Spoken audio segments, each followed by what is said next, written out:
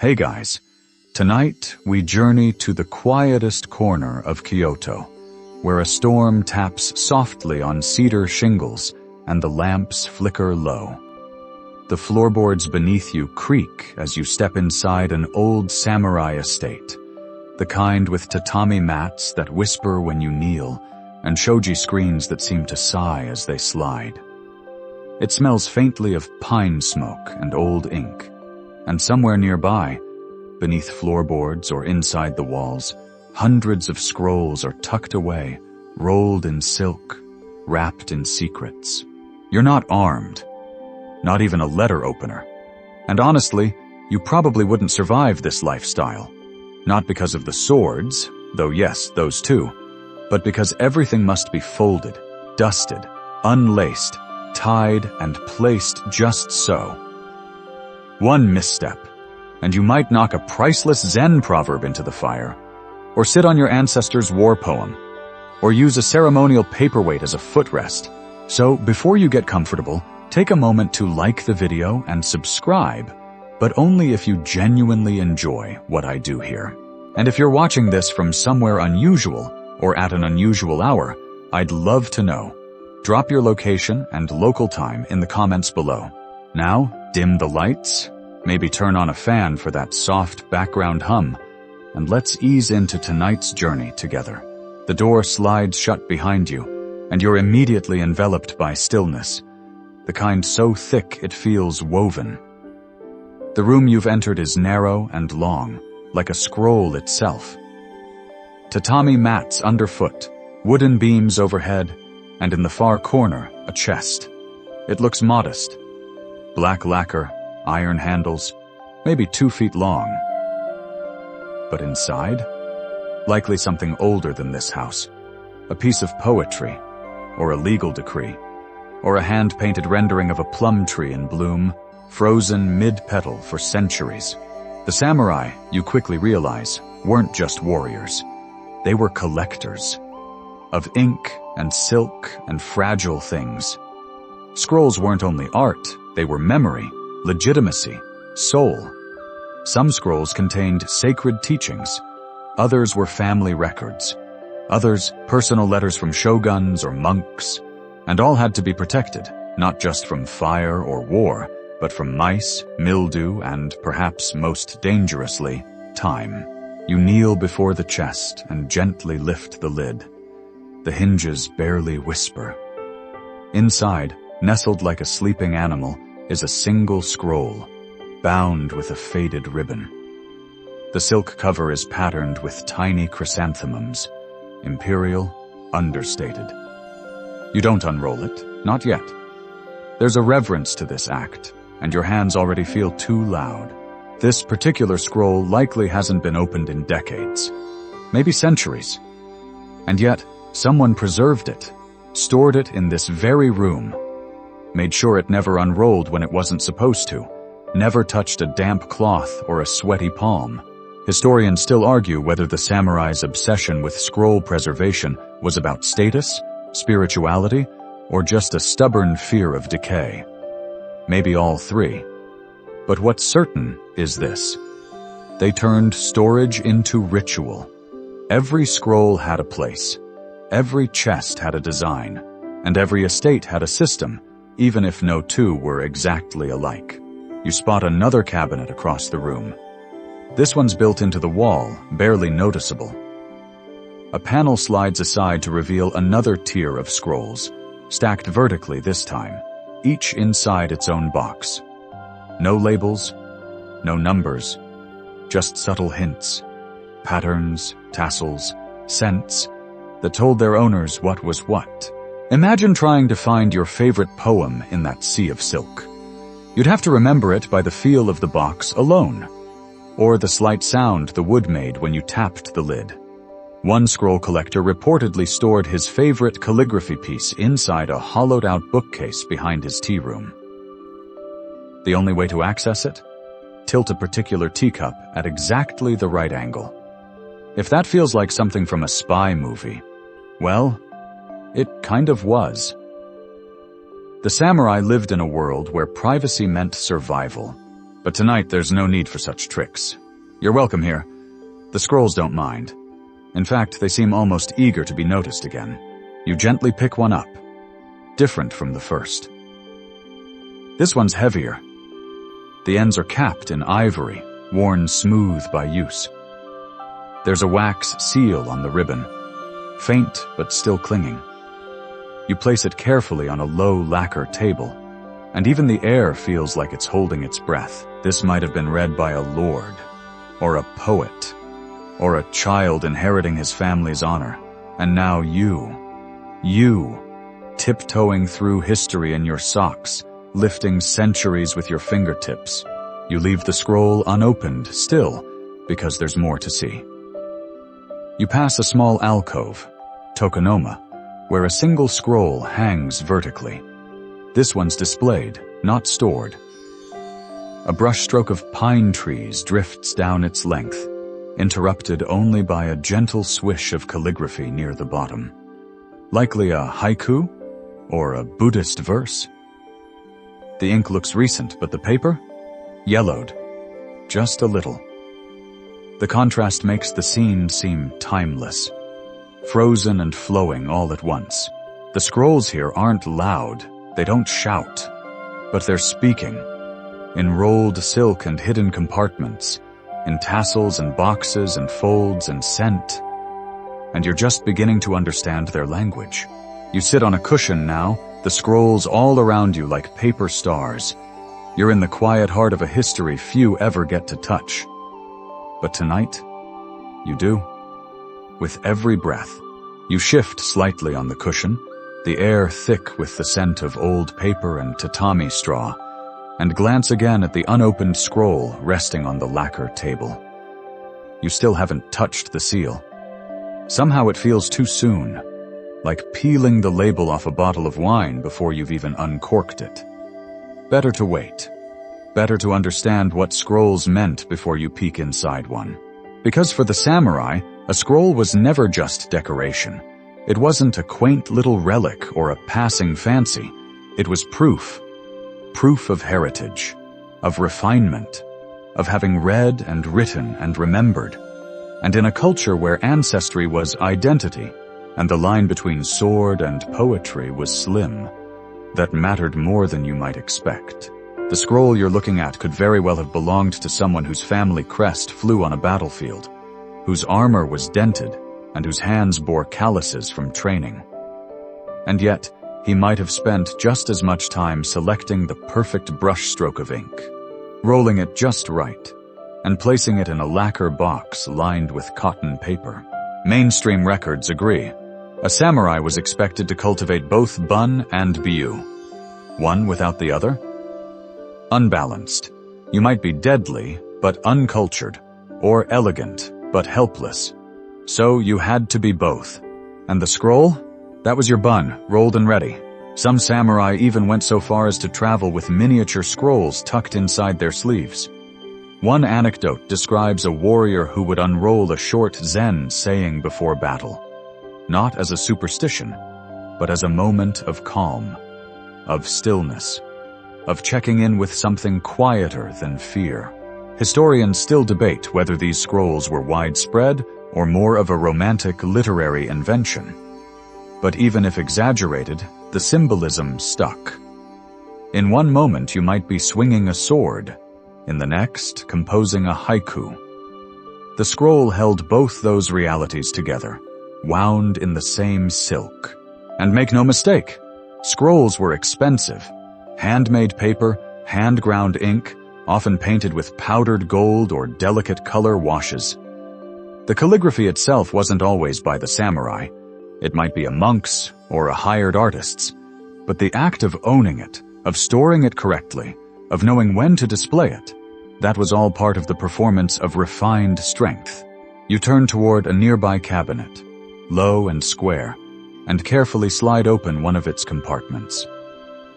Inside, stacked like orderly firewood, are narrow wooden boxes, each one painted black and finished with a single character in gold leaf. They glimmer softly in the lantern light. You recognize the symbol for wind. another for tea. A third simply says 3, which, in the right context, could mean anything from third son's gift to third poem in a sequence. No instructions, just signs. If you weren't trained to read the room, not just the words, but the placement, the brushwork, the atmosphere, you'd be lost. That was part of the appeal. A well-displayed scroll wasn't just something to look at. It was a test. Did you notice the seasonal reference, the paper type?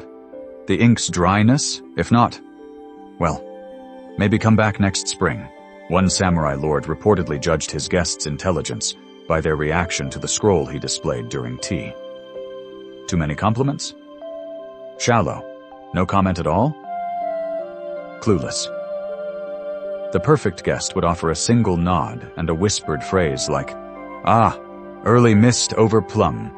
Subtle, obscure, perfect. You chuckle quietly. Imagine that kind of scrutiny at your next dinner party. Yes, Janet, the napkin fold was supposed to evoke winter solitude. But sure, comment on the chicken. Scrolls didn't just reflect taste. They were taste. Their subjects could be epic tales, meditative koans, portraits of cranes, or bold Zen statements like sit down or no self. And how you stored them told people how seriously you took them. You reach for one of the narrow boxes and ease off its lid.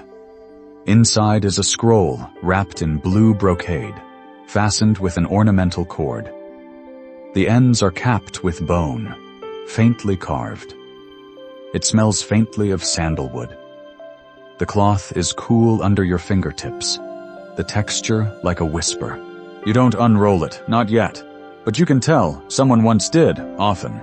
There's a slight crease in the edge. The cord's knot is looser than it should be. This was a living scroll, not a showpiece.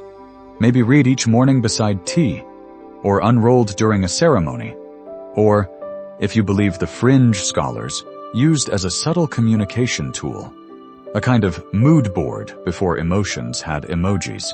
Yes, that's a thing. Some suggest that samurai used certain scrolls to quietly signal emotional states within the home.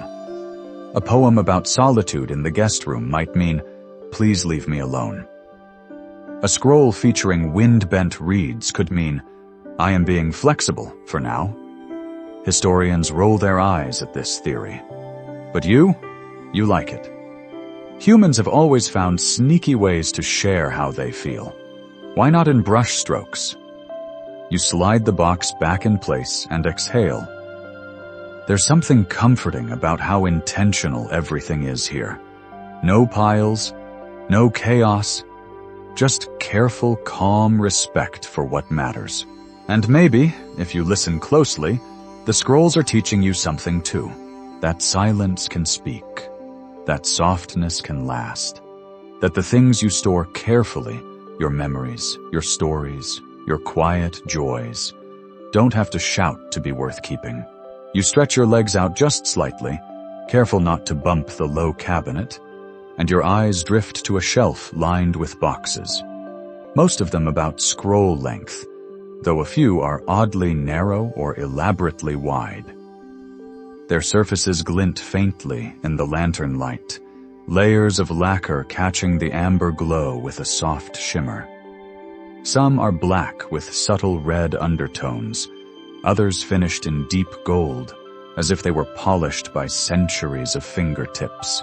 These are not your average storage bins. No, you've stumbled into the most lovingly over-engineered corner of samurai scroll-keeping, the world of lacquered boxes.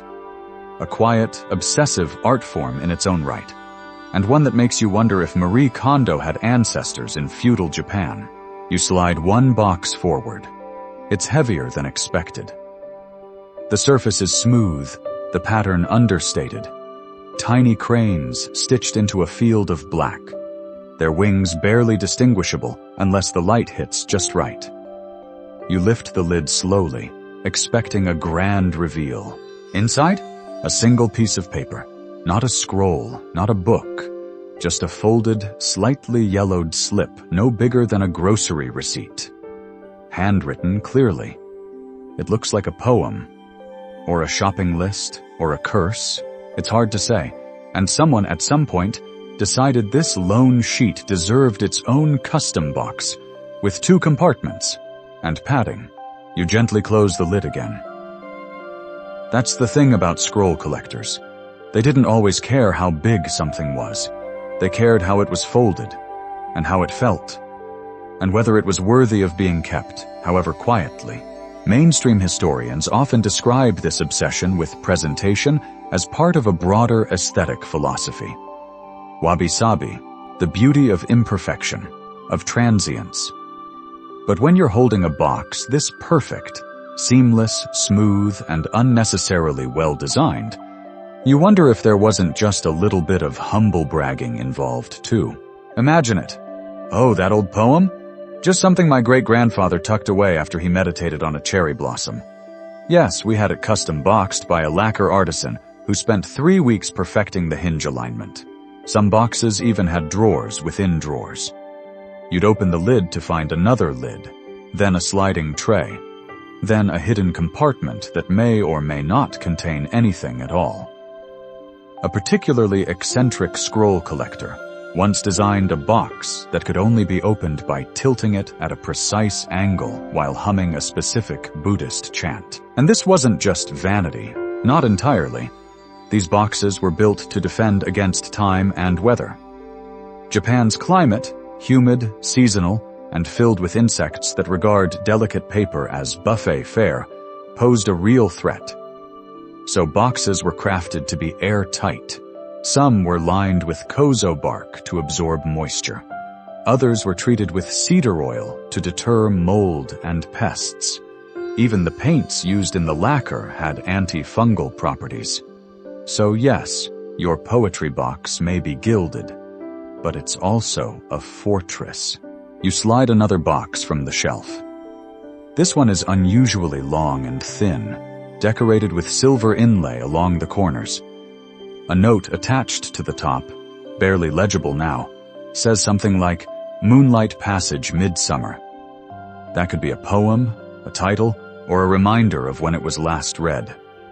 Inside, the scroll is nestled in crushed velvet, bound with a twine of gold thread that has frayed with age. It's so pretty it almost feels rude to touch it, and yet it was meant to be touched. That's the paradox of these things.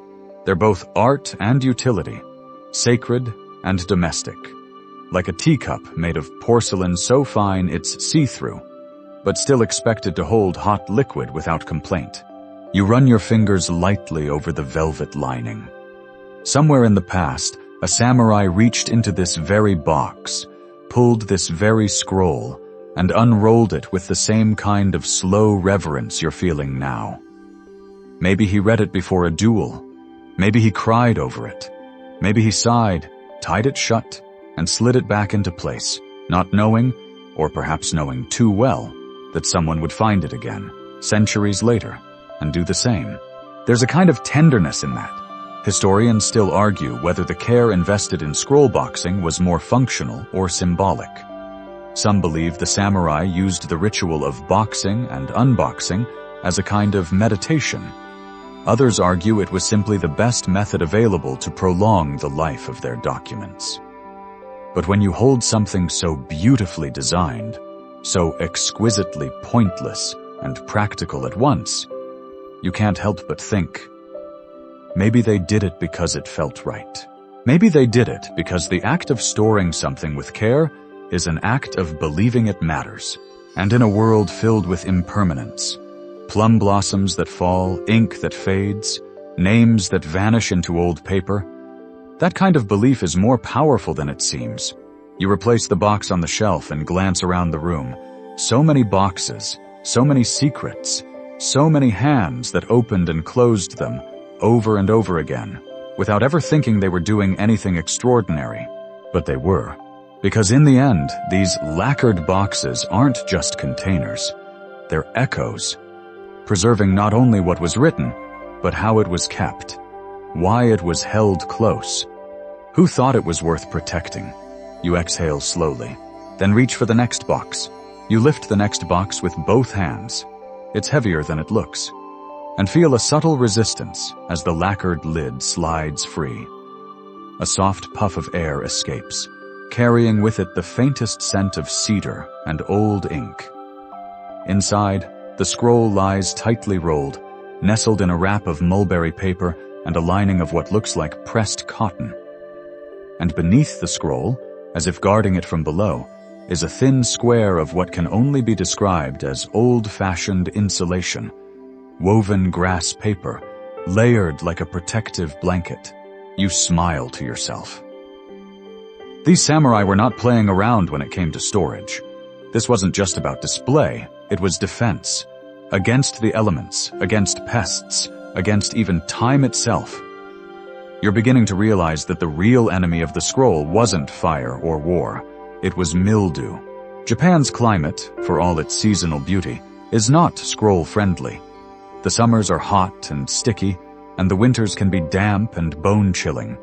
And yet somehow, many of these delicate documents have survived intact, not because they were lucky, but because their keepers were relentless. You peer into a darker corner of the room, where a much plainer wooden trunk sits beneath a window.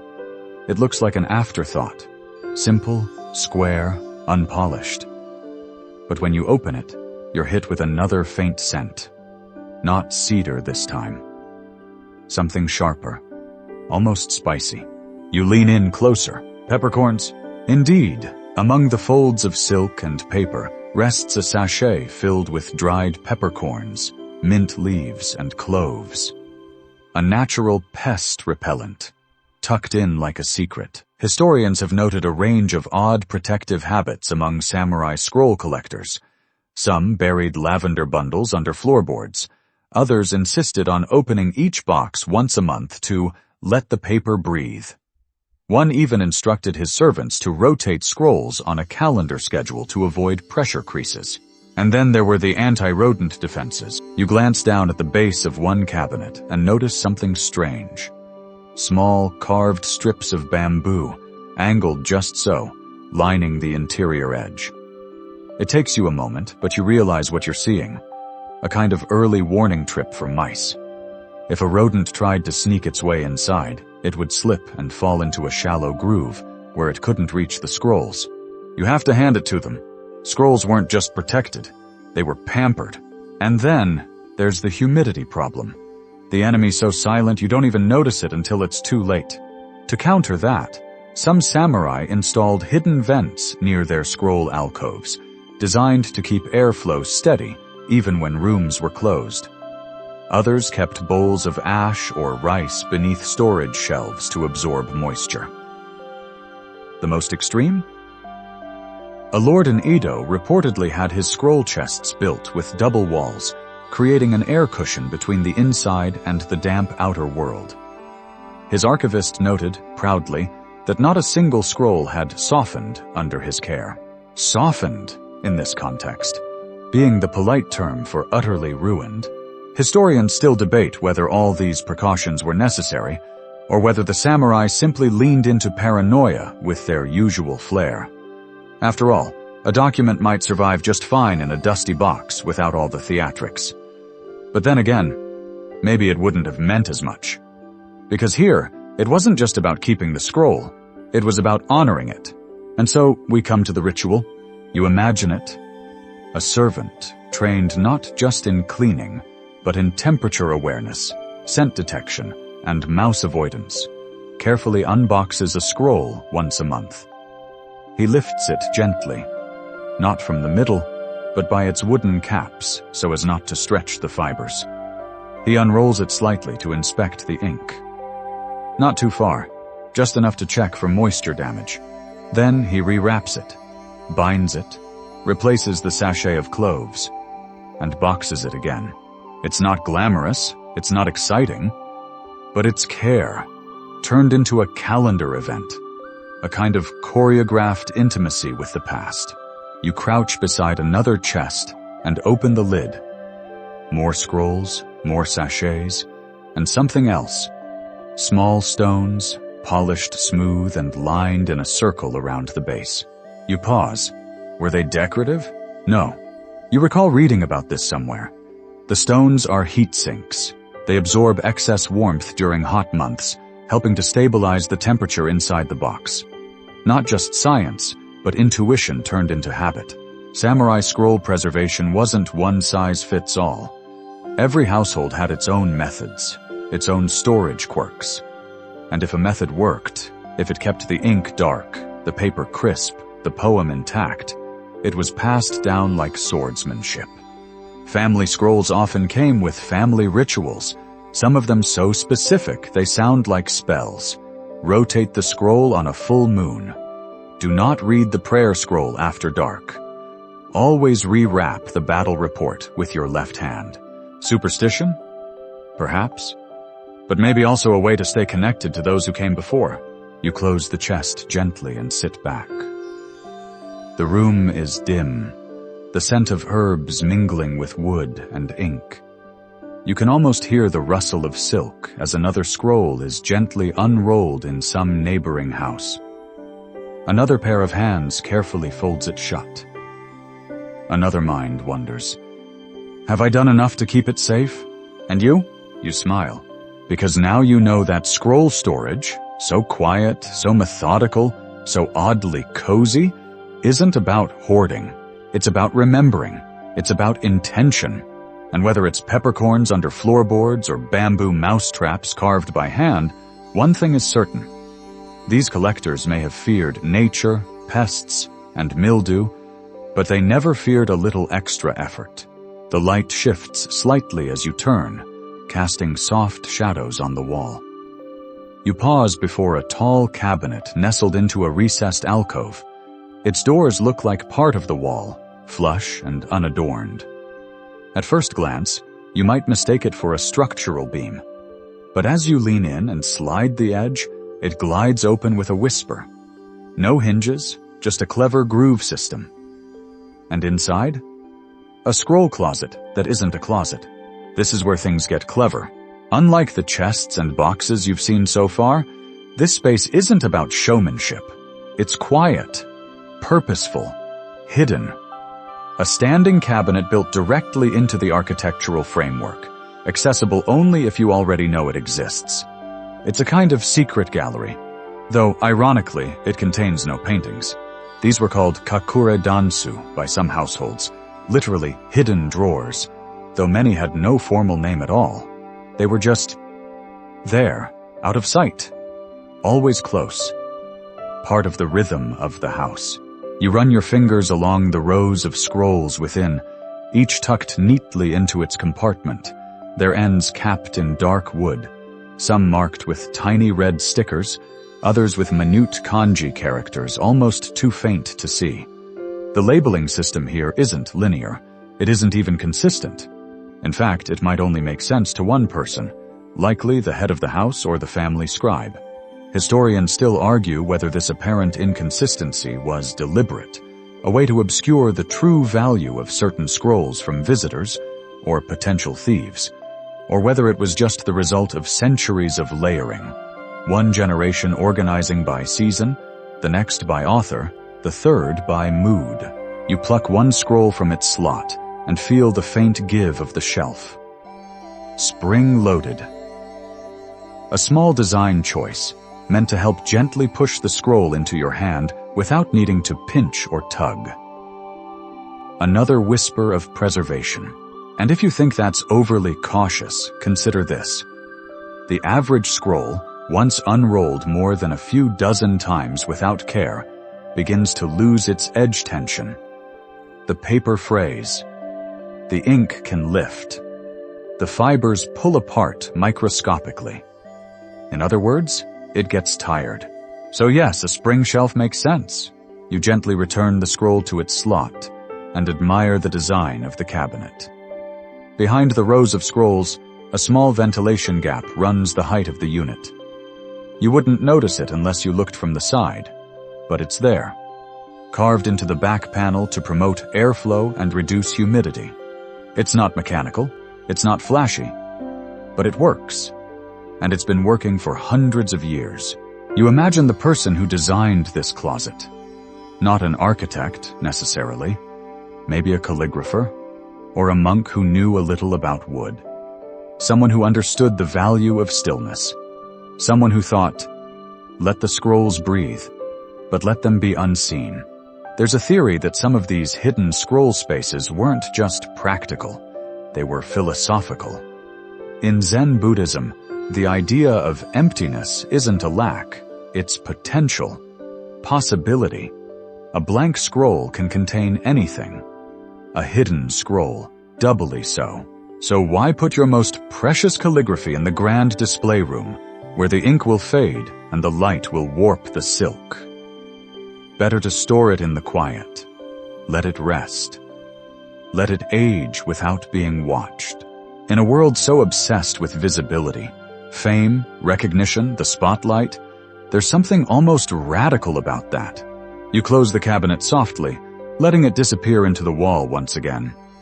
Like a magician folding up a trick and walking off stage with no applause, another detail catches your eye.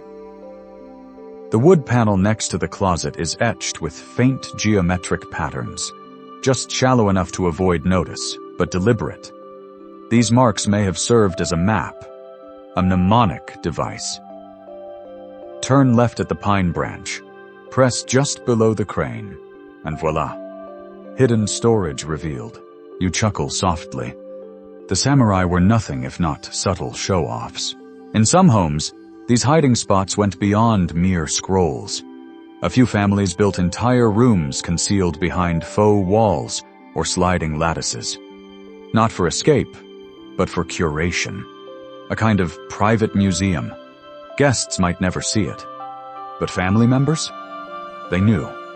And once a year, or perhaps only on festival days, the chamber would be opened, the scrolls aired, and the room would become a cocoon of silence and memory.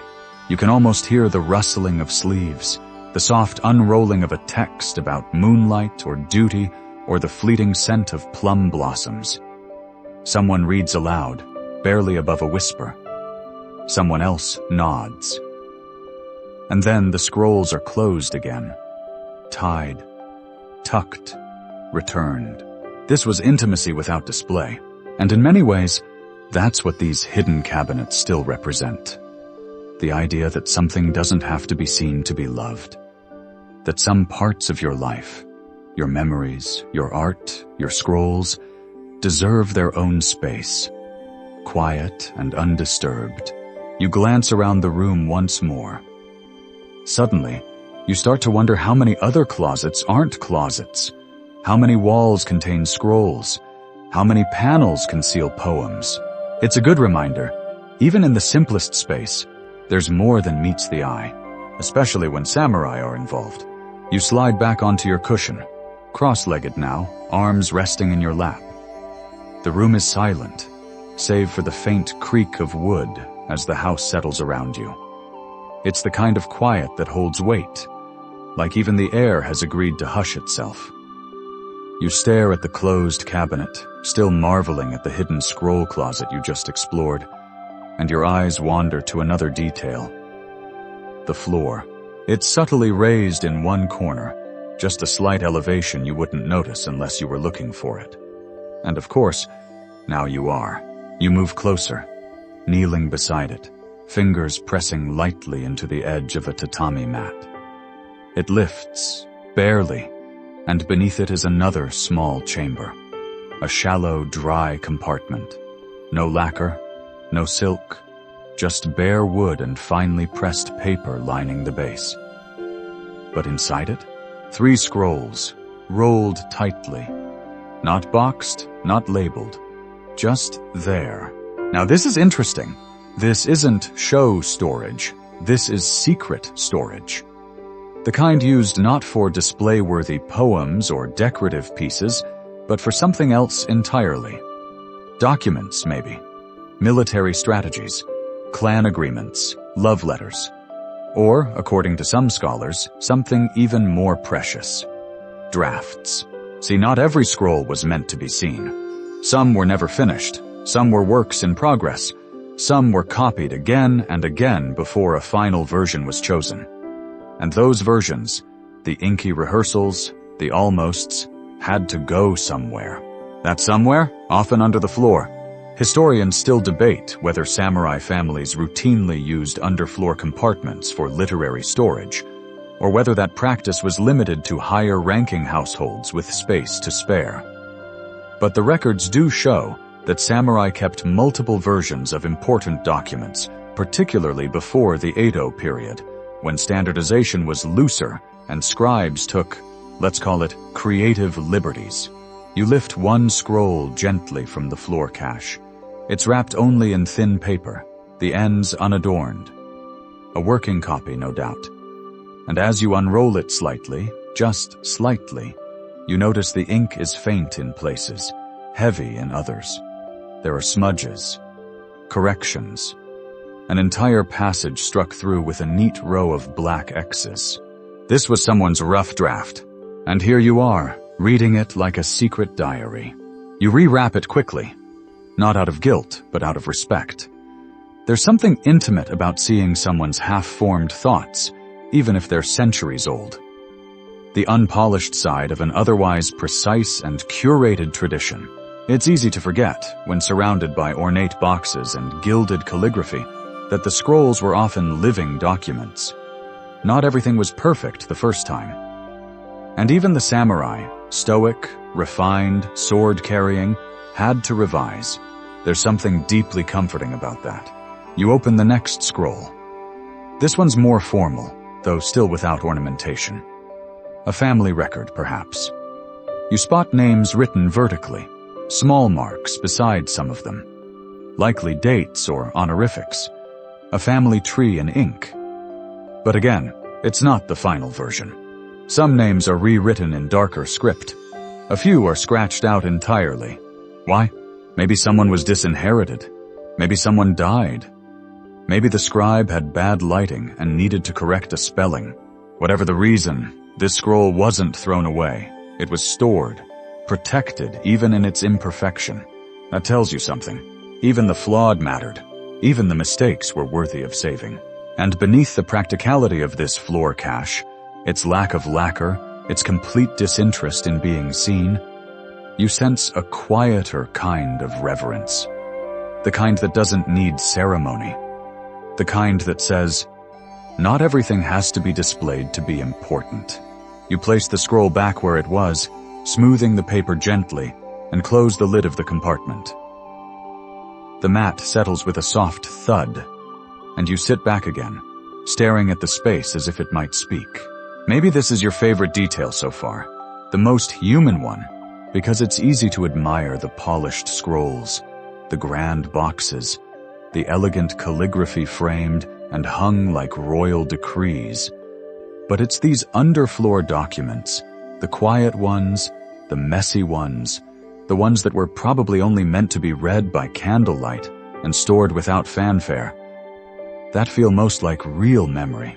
You wonder what else has been stored under floors across time. How many love poems never delivered? How many drafts of apologies?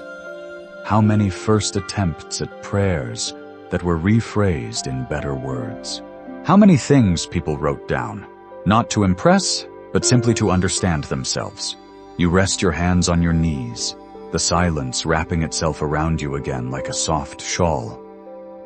And you think, just for a moment, about your own life. About the half-finished things you've tucked away. Stories, thoughts, reminders, and how maybe, just maybe, they too deserve their own drawer under the floor. Because not all value comes from perfection. Some of it comes from being brave enough to write anything at all. You lean back against the wooden beam behind you, the tatami mat cool under your legs, and stare up at the slanted rafters above. The air feels still. Just the occasional creak from the beams as they settle, like the house itself is gently sighing with age. It's funny, you think, how much of this samurai scroll world revolves not around reading the scrolls, but keeping them, protecting them, choosing where they belong, when they're allowed to breathe, and when they must be wrapped tight again. It's not just about preserving ink on paper, it's about preserving moments. And few moments were as charged, or as carefully handled, as the ritual of display. You turn your head toward the corner alcove of the room. The tokonoma. A shallow niche in the wall, usually just large enough for one scroll and perhaps a flower arrangement or a small object. Simple, intentional, and in samurai homes, loaded with unspoken rules. This wasn't just a decorative flourish. The tokonoma was a curated stage, and what you placed there, and when, spoke volumes. Mainstream histories often describe the tokonoma as the spiritual center of a room, a place not for utility, but for stillness. And yet, it carried deeply practical weight. The scroll you chose to display there could welcome a guest, mourn a loss, announce the season, or subtly communicate a message far too delicate for direct speech. You rise slowly and walk to the niche. It's empty now, but your imagination fills it. You picture a scroll unrolled just so, with its bottom edge hovering slightly above a ceramic incense burner. Maybe the calligraphy says, "First snow," or "Moon without companion." Or maybe something far more abstract, like "Stillness seeks no shelter." You're not entirely sure what that last one means, but that's the point.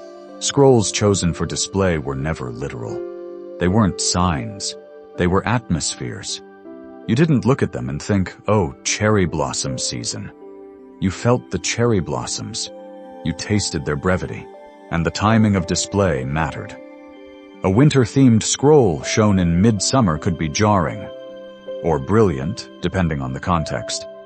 Some families rotated scrolls monthly, others only during ceremonies, and a few reserved certain scrolls for specific guests, believing the calligraphy would resonate with that person's energy. It's said that a particularly refined samurai once displayed a scroll reading, "No umbrella today," on the morning of an important tea ceremony, when rain was forecast. By late afternoon, the skies had cleared. His guests were stunned. Did he predict the weather, or did he influence it? Historians still argue whether the story is fact, fiction, or metaphor, but either way, it worked. The scroll wasn't just decorative, it was narrative, and that narrative didn't end with calligraphy. Placement was critical. A scroll placed too high might seem arrogant. Too low, disrespectful. The hanging cords needed to be taut, but not strained. The rod ends must rest precisely. And heaven help you if your scroll unfurled unevenly. There were entire manuals dedicated to smoothing techniques involving sandbags and weighted tassels. You smile, so much drama over such still objects. But that's the beauty of it. In a world that often measured strength in loudness, the samurai were deeply invested in the quiet message. The silent detail. The scroll that whispered rather than shouted. And not just what was displayed, but what was not. Some scrolls were reserved, never shown publicly. They might be family heirlooms or private meditations. One famous warlord refused to show his favorite Zen scroll to anyone, saying it was not ready. When asked what would make it ready, he said, "When I understand it." Another curious detail? Scrolls were rarely signed on the front. Instead, a small note would be affixed to the back or stored in the scroll box, identifying the artist or calligrapher. This wasn't secrecy. It was modesty. The scroll was not about who made it. It was about what it offered. You crouch beside the tokonoma and trace a fingertip along the shallow wooden groove where the bottom of a scroll would rest. It's worn smooth.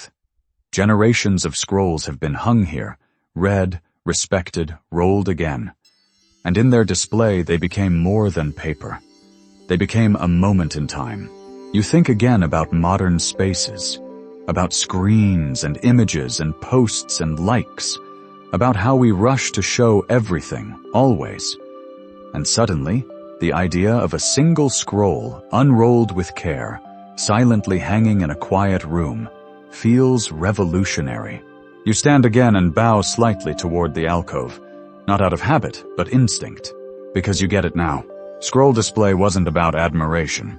It was about attention, about presence, about letting one thing matter Fully and without distraction, you wander back from the tokonoma, your footsteps barely making a sound against the woven matte floor, and pause before a small writing desk. Low to the ground, its wood darkened by time, the grain smoothed by years of quiet use. On its surface rests a single inkstone, the kind carved from slate, with a shallow well for water and a soft depression where ink would be ground from solid sticks. Next to it lies a bamboo brush, bristles curled gently, as if still drying from yesterday's stroke. This isn't just a writing desk, it's a memory machine. The place where many of the scrolls you've seen would have been born, or copied, or amended by candlelight while someone in formal robes muttered softly to themselves. But the brush, the ink, the movement of hand over paper, that was only the beginning. Because the act of writing was only half the ritual. The rest? The careful, delicate, slightly obsessive process of rolling the scroll when it was done. You settle beside the desk and picture it. A samurai, or perhaps a scholar retainer, completing a scroll. He blows gently on the last few characters to let the ink dry. He sets the brush aside, caps the inkstone, and shifts his body slightly to square himself with the parchment. And then, he begins the maki. Rolling a scroll wasn't like folding a letter or snapping shut a laptop. It was its own art form, one that required patience, steady fingers, and a deeply internalized geometry. The ends had to align, the tension had to be even, and the paper had to be coaxed, not forced, into a clean, symmetrical roll. If you rolled too tightly, the paper might crease. Too loosely, and it would expand in storage. And heaven help you if the wooden rod ends didn't line up perfectly. It was said that misaligned ends brought misaligned thoughts. You chuckle. That sounds like something your yoga teacher might say. Some families taught scroll rolling like a tea ceremony. Each step precise, each movement purposeful. Use both hands. Keep your fingers flat. Tuck as you turn. And never, never let the paper wrinkle near the title edge. To the untrained eye, this might seem excessive. But to the samurai, the care taken in rolling a scroll reflected the care taken in living. It wasn't just about the words. It was about the reverence that followed them. Historians still debate whether these scroll-rolling rituals were rooted more in practicality or in performance. Did tight, symmetrical rolling really preserve the paper better? Or was it simply another expression of the samurai's disciplined aesthetic? Either way, the effect was the same. Scrolls were treated not just as documents, but as relationships. Something you engaged with, respectfully, from beginning to end. And of course, not every scroll behaved. Some, especially older ones, curled back stubbornly, their edges resisting every attempt at cohesion. That's where weights came in. Small stones, bronze crescents, or fabric-wrapped beans were used to hold the paper in place as the scroll was coaxed into form. Imagine a samurai kneeling here, one hand on the rod, the other guiding the paper, a small bean weight keeping the edge flat. A process so slow and rhythmic, it borders on hypnotic. In fact, some scholars believe the ritual of scroll rolling was used as a form of meditation. Much like a monk sweeping the same courtyard stones every morning, the repetitive care given to a scroll's return to its resting shape calmed the mind. You weren't just putting something away. You were honoring its cycle, its breath in and out, and of course, once the scroll was rolled, the next step was wrapping. You open a nearby drawer in the desk and discover exactly what you hoped for. A stack of soft silk wrappers, some plain, some patterned, all slightly frayed at the corners. These were not just decorative. They were protective skins, shielding the paper from dust and oil and light. Most were square or rectangular, tied with braided cords in muted hues, ochre, indigo, pale green. You run your fingers over one and notice a faint ink mark at the corner. A single kanji, probably denoting its matching scroll. You wonder how many times this fabric has been folded, tied, untied, folded again. The silk thinned by years of contact, the knots learned by touch rather than sight. And you start to appreciate how much of this world was built not for speed, but for memory. In our age of backups and cloud drives, the idea of a fragile hand-rolled scroll wrapped in silk and stored beneath a tatami mat might feel precarious. But it worked, because it was cared for, because every hand that touched it remembered how. And somewhere between the rolling and the wrapping, you realize, lies the heart of the samurai's quiet obsession. Not just the words, but the weight of them. The weight they carried, even when silent, even when stored. You wrap one of the silk cloths around a rolled scroll and find yourself slowing down without meaning to. You want the folds to lie smooth. You want the knot to feel right. You want the scroll to feel safe. And just like that, you're part of the tradition. Not because you wear armor, not because you wield a brush like a blade, but because you took a thing of ink and paper and gave it time. You place the wrapped scroll gently beside the desk and let your fingers rest a moment on the cool silk. It lies still, like a sleeping cat. Quiet, self-contained, dignified in its little cocoon. You wonder how many times this same motion has been performed over the centuries. How many people, long gone, have mirrored this act. You glance toward a modest shelving unit in the corner, just tall enough to house a few items, but barely wide enough for more than scrolls.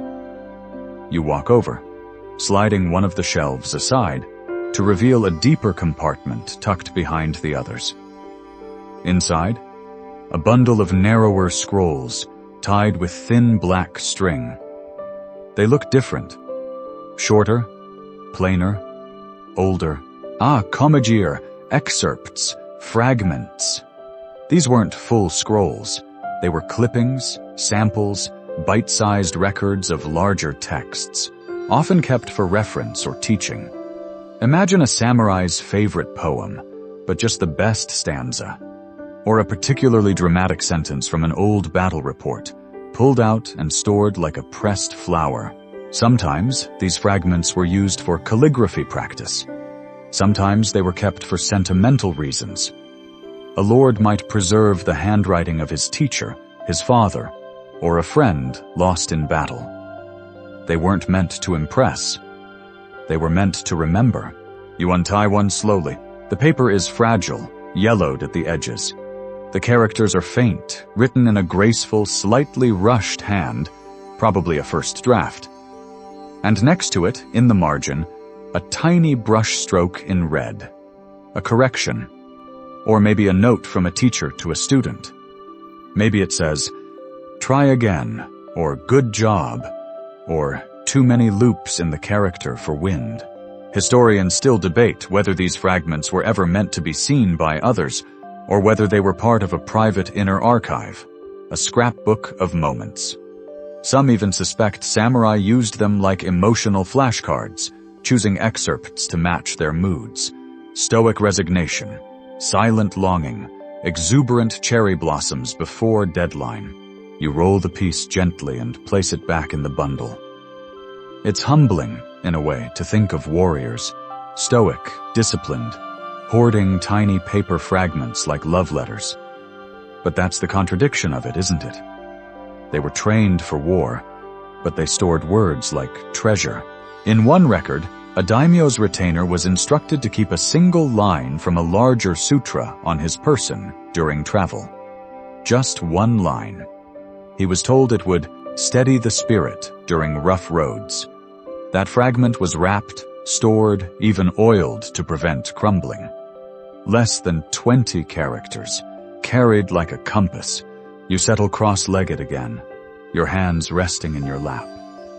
The room feels smaller now, as if all its stored memories are folding inward, drawing you into their quiet gravity. A small drawer in the desk's base reveals something unexpected. A scroll repair kit. a thin bone spatula, rice paste, a flat brush, cotton gloves. Of course, where there are scrolls, there are repairs. Because paper tears, ink bleeds, and even the best-kept words eventually fray at the edges.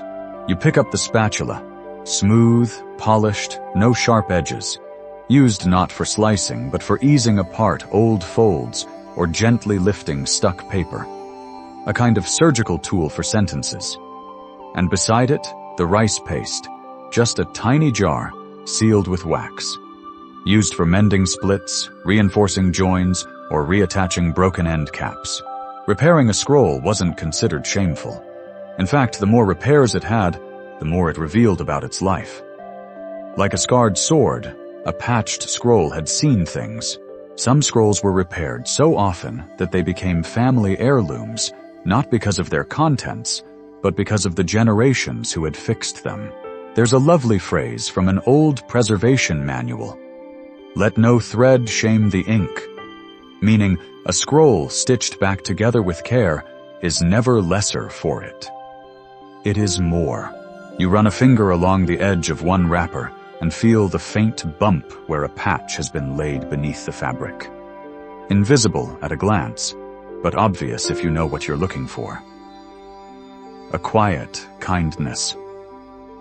Someone took time. Someone said, "This matters enough to save." And that perhaps is the heartbeat of all this storage. The boxes, the drawers, the sachets of peppercorn, the cloths, the floor caches, the rituals, the repairs. It's about choosing what to save. Not for utility, not for beauty, but for memory. You sit back, eyes half-lidded now, and listen to the house breathe. The wooden beams settle again. A leaf brushes the paper wall outside. Somewhere far away, maybe, another person is doing what you're doing, unrolling a scroll, smoothing its edge, trying not to tear the corner. And you both feel the same thing, that words are light and fragile and worth protecting. A faint breeze slips through the gap beneath the shoji door, just enough to stir the edge of the silk cloth you folded earlier. You glance at it, half expecting it to roll away like a mischievous pet. But it stays put, content to rest, much like you. Your gaze returns to the shelving unit, where one final scroll box sits slightly askew from the others. Not crooked, exactly, just a little less aligned, like someone reached for it often and never quite returned it the same way. It's square rather than cylindrical. The wood is darker, heavier. There's a fabric loop instead of a wooden clasp. Intriguing. You pull it gently from the shelf and realize this is no ordinary storage box. This is a Nagamaki bako, a long box designed for unusually wide or ceremonial scrolls, scrolls that don't follow the everyday measurements. Scrolls that say, "I'm important, but also a little dramatic." You lift the lid slowly. The air inside smells faintly of cedar and something else. Something like dried plum or aged ink. The scent of old thoughts. Inside, wrapped carefully in 2 layers of silk, is a scroll with end knobs carved in ivory. Very rare. Very expensive. Not the kind of thing you leave sitting in direct sunlight. And just beneath it, in a hollowed compartment under the main tray, another scroll. This one is shorter, simpler, unlabeled, hidden almost. That's when you realize this box isn't just for scrolls, it's for pairings. In some samurai households, especially those with literary leanings, scrolls were stored not individually, but in meaningful pairs. One for display, one for context, one for ceremony, one for memory. Imagine a death poem paired with the author's favorite seasonal verse, or a Zen koan tucked beneath a formal family lineage. The juxtaposition wasn't always explained. You were meant to feel it. Historians still argue whether this tradition was widespread or confined to particularly artistic clans. But examples have been found, scrolls boxed in tandem, even when their contents don't obviously match. One scholar suggested it was a form of private commentary, a quiet conversation between texts. You place the box beside you and unroll the first scroll. The ink is bold, almost brash, brush strokes that dart like swordplay. The characters spell out something vaguely ominous. Clouds do not wait for mountains. A reminder, perhaps, that time moves whether you're ready or not. You lift the second scroll, the hidden one. This one is much gentler. Sparse characters, faint ink. The writing's so delicate it feels like it might lift off if you breathe too hard. It reads, "Tea cools as you watch it," and suddenly the pairing makes sense. One scroll says, "Move." The other says, "Pause." Together they say, "Balance." You lean back and smile. This is exactly the kind of deeply poetic, mildly inscrutable habit that made the samurai quietly fascinating. The art of storing not just documents, but relationships between ideas. Of course, not all pairings were metaphysical. Some were practical. Text with commentary, law with interpretation, prayer with instruction, but the emotional ones linger. A scroll of battle strategy housed with a child's ink practice, a father's brushwork next to a student's first attempt, a poem about impermanence alongside a birth record. That's what these boxes held. Layers. Meanings stacked like drawers in a chest. And sometimes, you didn't even know what you had until you rolled both scrolls out together, side by side on a low table, and felt something settle in your chest. You close the box gently and run a finger along its outer edge. Someone long ago carved a design into the underside, just a tiny mark, a plum blossom, not for display, just a quiet symbol, possibly of the household that made it, or the person who packed it. It reminds you how many layers these scrolls traveled through. Writer, reader, roller, repairer, wrapper, pairer, protector. Each one left something behind. A brush stroke, a fold, a fingerprint. You sit in the hush of that thought for a moment, watching the dust motes swirl in the beam of light slicing through the window slat. Everything feels thick with history, but not in a heavy way. More like saturated. You picture a samurai seated just where you are, a century ago, head bowed, selecting which scrolls to box together for his son to one day find. He doesn't write a note. He doesn't explain himself. He just tucks one beneath the other, ties the silk cord, and places them on the shelf. He knows the message isn't in the ink. It's in the pairing.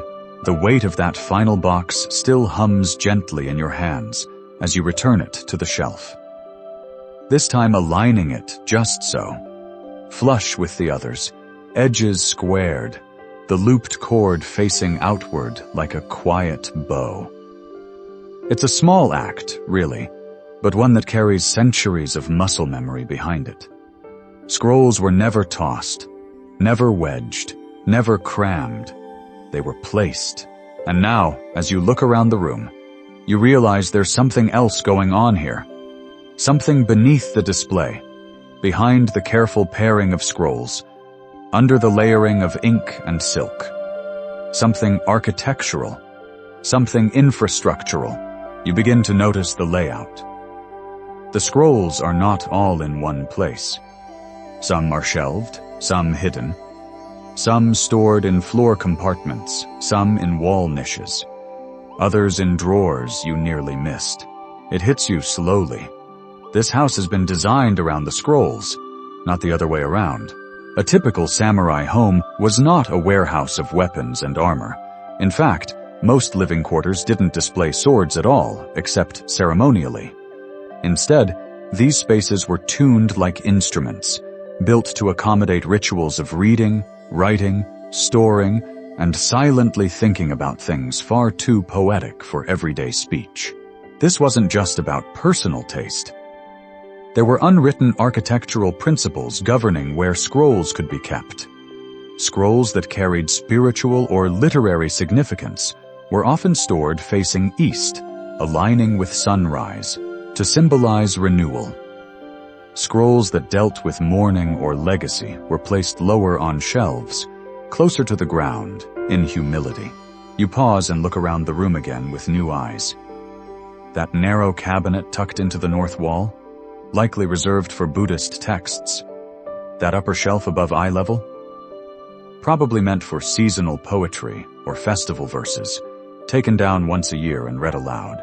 Historians still debate how universal these spatial customs were.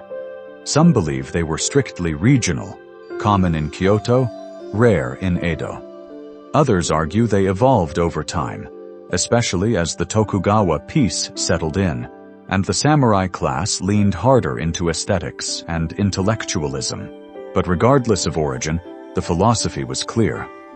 Storage was not passive. You didn't just put scrolls away. You gave them a home, a direction, a role in the choreography of daily life. And the materials of those homes were just as carefully chosen. You slide open a small wall panel and find a set of scrolls resting on a thin bamboo rack. Not wood, not stone. Bamboo, lightweight, breathable, and slightly elastic. Ideal for humid seasons. Next to them, a box made from paulownia wood, a favorite for scroll storage because it's fire-resistant and naturally insect-repellent. Smart, beautiful, functional. There's even a small incense drawer tucked beneath the shelf, with a faint trace of sandalwood still clinging to the grain. It wasn't about masking scent. It was about preserving mood. A dry scroll is safe. A fragrant scroll is respected. And now you begin to understand why scrolls survived centuries in these homes. It wasn't luck. It was care, built right into the bones of the place. Not just how scrolls were read, but where. You kneel before the bamboo rack and take a moment to imagine the rhythm of a day here. Morning, a scroll selected for display in the tokonoma. Midday, perhaps a letter copied or a bit of Zen verse practiced with brush and ink. Afternoon, a scroll unrolled and discussed with a guest, slowly over tea. Evening, everything rewrapped, tied, placed back in its designated alcove or drawer. A sigh, a silence. The small click of a cabinet shutting. This wasn't decor. This was discipline, a whole system of life revolving around paper and thought. You shift your weight and spot a final detail, easy to overlook. A thin vertical strip of cloth hanging near the doorway. At first you think it's a sash, but no, it's a marker, a household memory strip. Families used these to record which scroll had last been displayed and when. A timeline stitched in thread or painted in soft ink. Some families even added small brush strokes each time a scroll was opened, like ceremonial notches, but quieter. You smile at the thought. Somewhere in this room, there may be a scroll that's been unrolled exactly 247 times, and everyone who touched it left a mark. Faint, anonymous, but present. A layered story, told not by words, but by use. And as you rise once more, dusting your hands on your knees, you carry the quiet revelation with you, that even in silence, even in storage, the scrolls speak, not loudly, but clearly, to those who take the time to listen.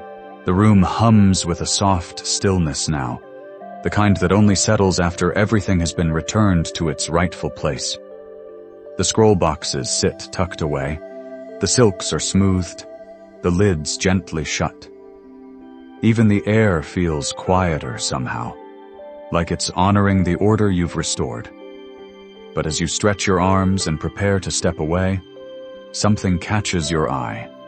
High on a beam above the shelving unit, wedged just beneath the curve of the roof, a scroll. Small, wrapped in plain cloth, a little dusty, a little crooked, almost as if someone meant to hide it. You climb onto a low wooden bench, fingers brushing along the beam, and ease it out. It resists slightly, like it's grown comfortable in its forgotten corner. But it comes loose eventually, and as you step down and lay it in your lap, the weight of it feels different. This is not an ordinary scroll. The cloth is coarse, the kind used for everyday wrapping rather than presentation. The tie is simple, nothing decorative, just functional. And yet you can feel something reverent about it, something almost private. When you untie it, the scroll unrolls only part way. The edges have stiffened, the paper grown reluctant with time. But the ink is still legible. Faint, yes, but precise. It's a diary, or perhaps a kind of log. The brushwork is quick, almost casual, as if it was never meant for anyone but the writer. Lines trail off halfway through sentences. Some words are smudged, rewritten. There are dates, place names, and small sketches. Tiny mountains, a tree, a bird with exaggerated eyes. You read a few lines. Today the rain softened the roof tiles again. Scroll box A3 leaks slightly. Must wrap the night garden poem in second layer of cloth. Suggest adding cedar chips to back shelf. You grin. This is a scroll storage journal. Historians rarely talk about these, but a few examples have turned up in archives. Scrappy, personal records kept by those responsible for household collections. Not the samurai lords themselves, but their retainers, stewards, or literate servants tasked with maintaining the scroll library. And here, right in your lap, is a first-hand glimpse into the daily life of one such caretaker. The next entry mentions a guest. Lord T visited today, asked for the incense scroll, displayed autumn regret instead. He did not notice, seemed pleased anyway. Rain stopped by tea time. You can't help but laugh softly. It's so human. The person wasn't preserving history. They were just doing their job. Keeping track. Managing moods. Deciding when to swap one melancholic poem for another based on whether the tea was steeped too long. Further down, there's a small inventory of scrolls. Box B2. One war record, one spring ode, one unknown, possibly grandmother's handwriting. Will ask elder brother. Do not open with wet hands. Fox damage? Apparently so. There's even a doodle of a fox sniffing a scroll box. It's not good, but it's adorable. This kind of record isn't flashy. It's not the kind of thing that makes it into documentaries. But in a way, it's more revealing than the scrolls themselves. Because this journal speaks to care. To the routines, the mishaps, the quietly repeated acts that kept entire collections alive. Historians still argue whether these caretakers were formally trained or simply taught through apprenticeship. Some scroll households had manuals, others relied on oral tradition. A few kept elaborate rotas, who watered the humidity trays, who checked for moths, who decided which poems best suited mid-autumn cloud cover. And among all these logs, one phrase appears repeatedly. Opened, checked, closed again, as if that was the whole job, the whole point, a gentle cycle of reverence and rest. You turn back to the final page of the journal. The handwriting is shakier here, fainter. The ink has thinned to a whisper. It says simply, Spring came again. Moved the plum blossom scroll to the west wall. Paper still holds. That's it. That's the last entry. You sit very still for a moment. The scroll curled gently beside you, the cloth wrapper folded in your lap. And you realize what you're holding isn't just a log of paper and ink. It's a record of care, of time taken, of someone long ago who thought, this deserves attention, not because it was valuable, not because it was rare, but because it was theirs. You rewrap the scroll as best you can, tightening the knot just enough to keep it from slipping. You hesitate, then smile, and tuck it not back up on the beam, but into one of the more honored shelves. A small act of promotion, a quiet recognition. You don't know who wrote it, but you get them. You really do. The rehomed journal rests with a kind of dignified stillness now, nestled among its more formal peers like a retiree who's finally been invited to sit at the elders' table. You give it a parting glance before turning toward a nearby cupboard. Its doors low, almost at knee height, carved with a design so subtle it vanishes if you look too fast. A ripple pattern. Waves, maybe. Or ink drops falling in water. You slide the panel open and discover something unexpected. Bundles. Not scrolls, but cloth packets tied with thick cords and arranged in rows like sleeping caterpillars. Not the same elegance as the formal boxes, not even labeled, but clearly handled often. You pull one gently toward you and untie it. Inside, fragments. Not of scrolls, but of storage materials. Bits of old silk wrappers, broken scroll ends, discarded ties. A kind of scroll wardrobe graveyard. And underneath, to your surprise, a set of carefully labeled paper tags, each describing the source of the fragment. Used on poetry scroll for snow viewing, damaged third month, replaced with indigo weave, or cracked end rod from Sutra Asembra 4, carved by Uncle Jiro. You let out a soft laugh. This is not just scroll storage, it's scroll accessory storage. A place for spare parts, mementos, even sentimental trimmings. Think of it as the sock drawer of the samurai library, but with better documentation. It's not as strange as it seems. In fact, some households considered these fragments part of their record-keeping. A frayed scroll wrap wasn't garbage, it was history. It had touched something worth preserving. And because of that, it earned its own kind of afterlife. Historians still debate whether these scraps were ever reused in new scrolls. Some sources suggest they were sewn into the linings of new wrappers, hidden but present, sort of like adding an old button to a new coat.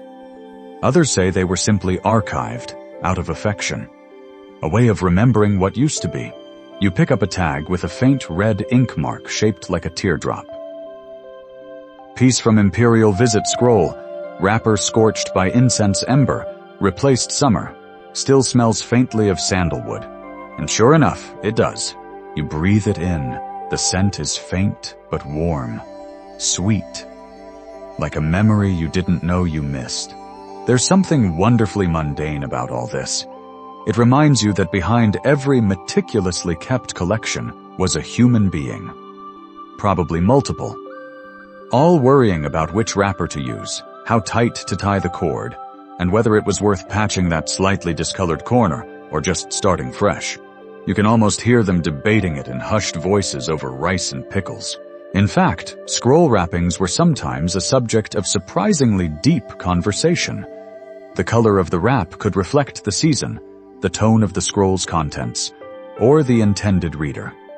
A bold verse of defiance wrapped in crimson, a lamentation draped in soft gray. And sometimes the wrapping was deliberately mismatched, as a challenge to the reader's assumptions. One letter from the Edo period describes a gift scroll wrapped in festive gold cloth, only to reveal a heartbreaking poem about the passing of spring. To remind the reader that beauty fades, the writer said. You pull out another bundle and find something even more curious. A small wooden tray with cloth swatches neatly folded and labeled by color's name. But not the kind of names you'd expect. Nothing like red or blue. Instead, you find the sky before snow, blush of first plum, inkstone water at dusk. Whoever cataloged these didn't just think in color, they thought in poetry, a textile palette for the literary soul.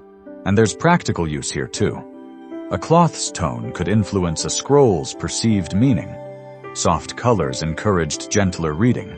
Dark cloths suggested formality, wrapping a humorous poem in morning black. That was a joke in itself, but jokes in samurai society came in layers. Subtle, polite, and let's be honest, often way too clever.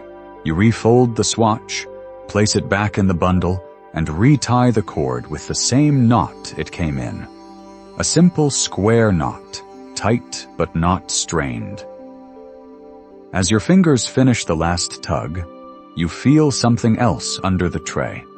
You lift it. Another tag, This one is older, faded nearly blank. But you squint, and there's just enough left to read. Keep even what no longer fits. A motto, maybe. Or just a passing reminder from someone who couldn't bring themselves to throw out a piece of threadbare silk. Either way, it settles something in your chest.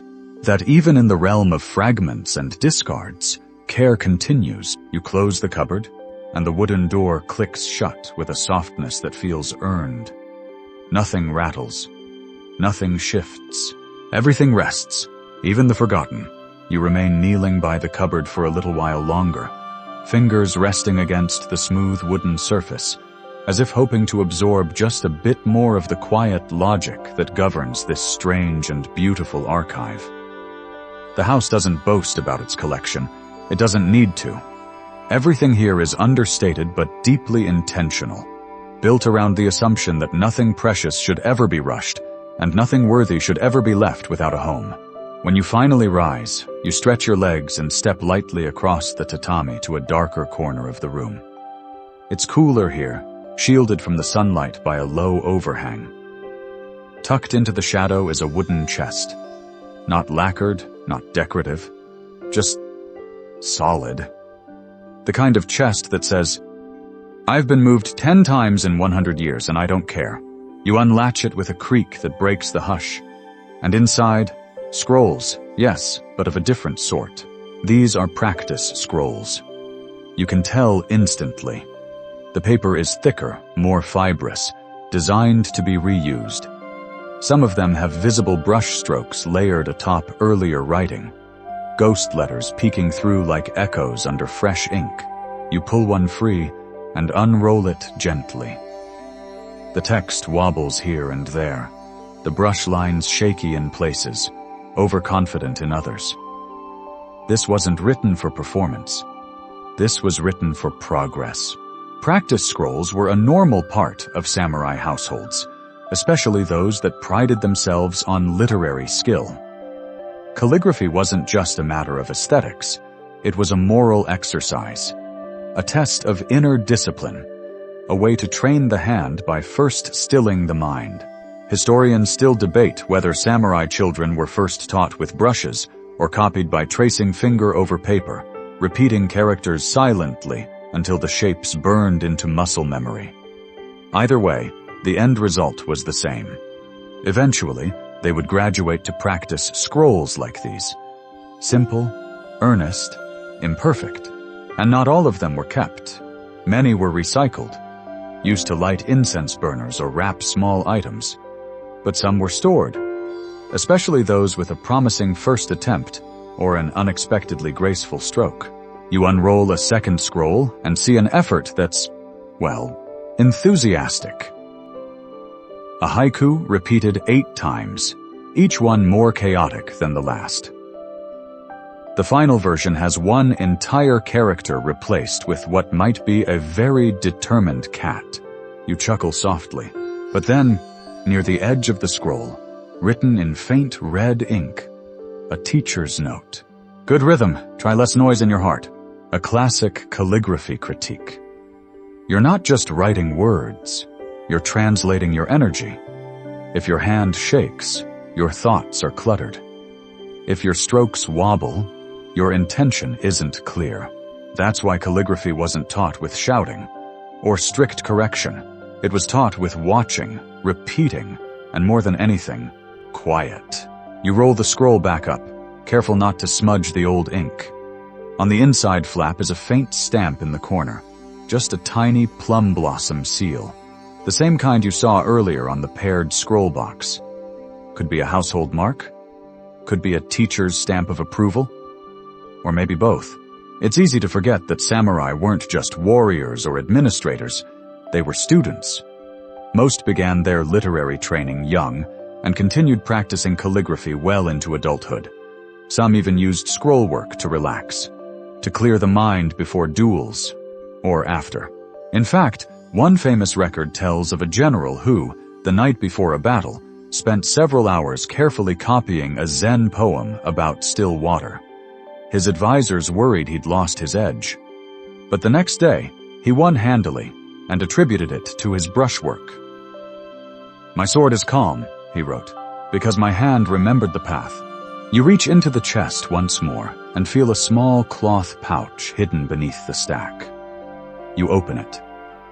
Inside, a set of old brushes, handles cracked, bristles curled, a few wrapped in twine to keep their shape. Retired tools, preserved not for use, but for memory. Some people kept their first brush their entire lives, like a favorite pen or a training sword. Others passed them down, believing they carried the spirit of their learning. One brush in the pouch has a name etched into the wood. Kyo. Likely its owner. Possibly its maker. You hold it gently and imagine them, seated right here, copying line after line, slowly learning that elegance isn't forced. It's invited. You close the chest and sit beside it, your back against the cool plaster wall. Everything in this room speaks of patience. Scrolls that waited years to be unrolled. Wrappings that were folded and refolded by careful hands. Practice lines that were never meant to impress anyone, only to guide the self forward, a little at a time. And even now, centuries later, those lessons hold. You can feel it in the hush. The weight, the repetition. Brush, paper, breath, mistake, correction, repeat. Again and again, until the scroll is no longer practice. Until the hand is no longer unsure. Until the words know where to go. The light in the room has shifted now. Mellower, edged in gold. Outside, you can just make out the sound of bamboo leaves brushing against one another, their rhythm soft, like a forgotten lullaby. You take in the air, heavy with history and ink, and let your gaze settle on a narrow panel door in the far corner. It's almost hidden behind a scroll stand, as if the house itself is gently discouraging you from opening it. So naturally, you walk straight toward it. The panel slides open with a whisper. Inside is a shallow alcove, cooler than the rest of the room. The air smells faintly of dried moss and something older, something like stone that's been watching for centuries. Within, you find a different kind of storage entirely. Boxes, yes, but flatter, wider. Scrolls lie here unrolled and pressed between sheets of mulberry paper, almost like old pressed flowers. This isn't display, it's preservation. A scroll hospital. These are the rested scrolls. Too fragile to hang. Too precious to fold. The ones that had been opened and closed too many times, or those that carried such delicate ink they risked fading with one glance too many. You kneel and peer at the top sheet. It's annotated. Notes in a different hand, perhaps the conservator's. Creased along 4th line. Ink migration near plum blossom. Stabilized in 12th month, year of the firebird. And beneath it, the scroll itself. Barely visible, shielded like an elderly relative napping behind a screen. Historians still argue about how widespread this practice was. Some say scroll resting stations were standard among elite households. Others believe it was rare, a luxury of those with both wealth and a surplus of literary sensitivity. But examples of preserved, retired scrolls have turned up in more than one provincial home, often accompanied by notes like, "No longer speaks, but still listens." You smile at that. Because that's exactly how this scroll feels. You reach beneath and lift another set, lighter this time. Inside are small fragments of poem scrolls, mounted between sheer paper layers like translucent fossils. These are known as kireiji, not the literary term for cutting words, but actual cut pieces. Scrolls that were damaged or divided and then preserved in parts, sometimes for study, sometimes for quiet remembrance. One piece has just a single character on it. Moo! Nothingness. The brushstroke is perfect, bold, steady, unbroken. A black wave on a sea of aged cream paper. That one stroke holds more energy than an entire novel. You hold your breath, then gently place it back. You begin to notice patterns in the preservation. scrolls grouped by type, devotional texts here, seasonal poetry there, war records in a deeper shelf, their edges charred from an older time when fire was both a source of heat and a daily threat to legacy. And in a small drawer, lined with padded silk, brushes. Not the ones used for writing, but for repair. Tiny, precise things. Brushes with 2 or 3 hairs designed to rejoin lines, mend corners, retouch where age has thinned the story too much. One tag reads, "Brush for breathing life back." Even the tools for restoration carry poetry here. You think of the people who performed these repairs. Often women, trained quietly by their mothers or aunts, experts in fabric and thread who applied their knowledge to paper and paste. They didn't sign their names, but their work remains, a crease that no longer folds, a tear that no longer shows, a verse that once fluttered dangerously at the edge of vanishing, now quietly anchored in place. There's something gentle about this part of the collection. It hums differently, less like a library, more like a garden in winter. Things aren't growing here. They're being protected, given time. And not everything in the alcove is old. On one shelf, you find a scroll wrapped in striking blue silk. Crisp, recent. You unwrap it to find a modern hand. Ink not yet faded. A poem composed less than a century ago, yet styled in the old manner. The brushstrokes feel reverent, but playful. A tribute, maybe. It's a reminder that this tradition didn't die. It simply slowed. You roll it carefully and return it to its shelf. The blue silk glowing softly in the gloom like a night sky ribbon. Not everything that rests here is forgotten. Some of it simply waits, for a more patient reader, for a softer season, for you. You linger by the scroll-resting alcove a moment longer, fingers tracing the edge of the shelf where that soft blue silk peeks out. So modern, yet somehow at home here. The scrolls that dwell in this quiet space remind you that silence isn't the absence of words. It's the container that holds them gently when they've grown too fragile to stand on their own.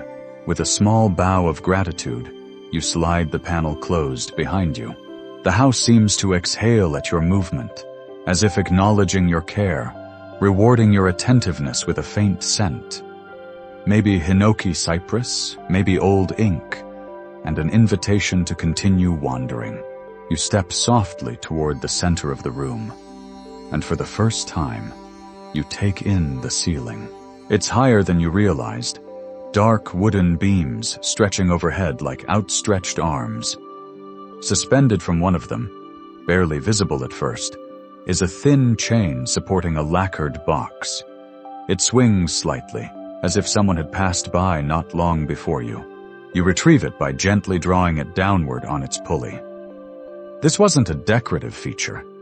This was a samurai version of overhead storage. Inside?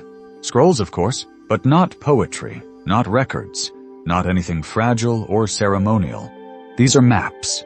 Scroll format maps were a unique blend of artistic impression and practical utility.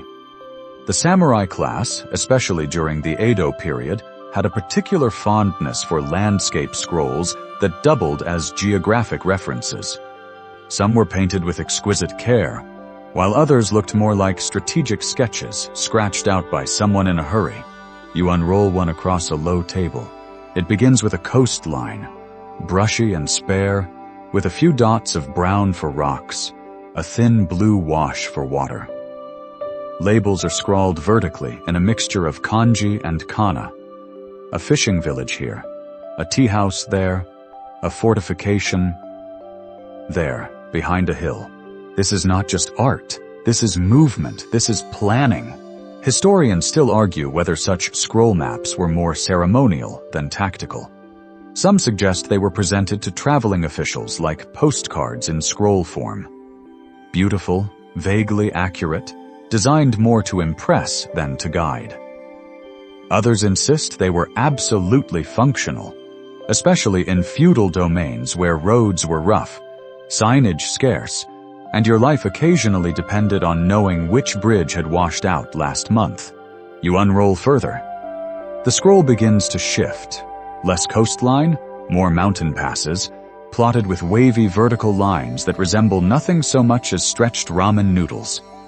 You squint at one label, horse resting spot, windy but safe. Another reads, Tea Master's Shed, sells weak soba, so perhaps functional and honest.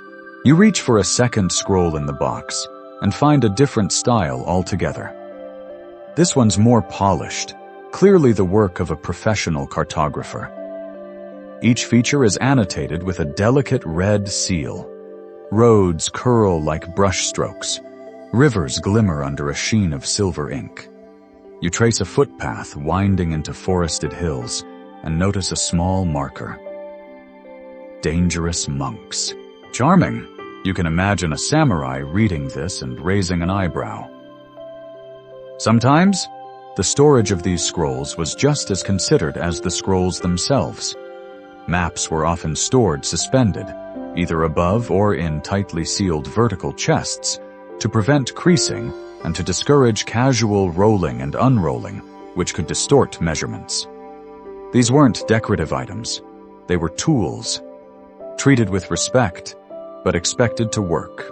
Some families even maintained annotated copies of regional maps, updating routes, recording changing land boundaries, or even adding rumors.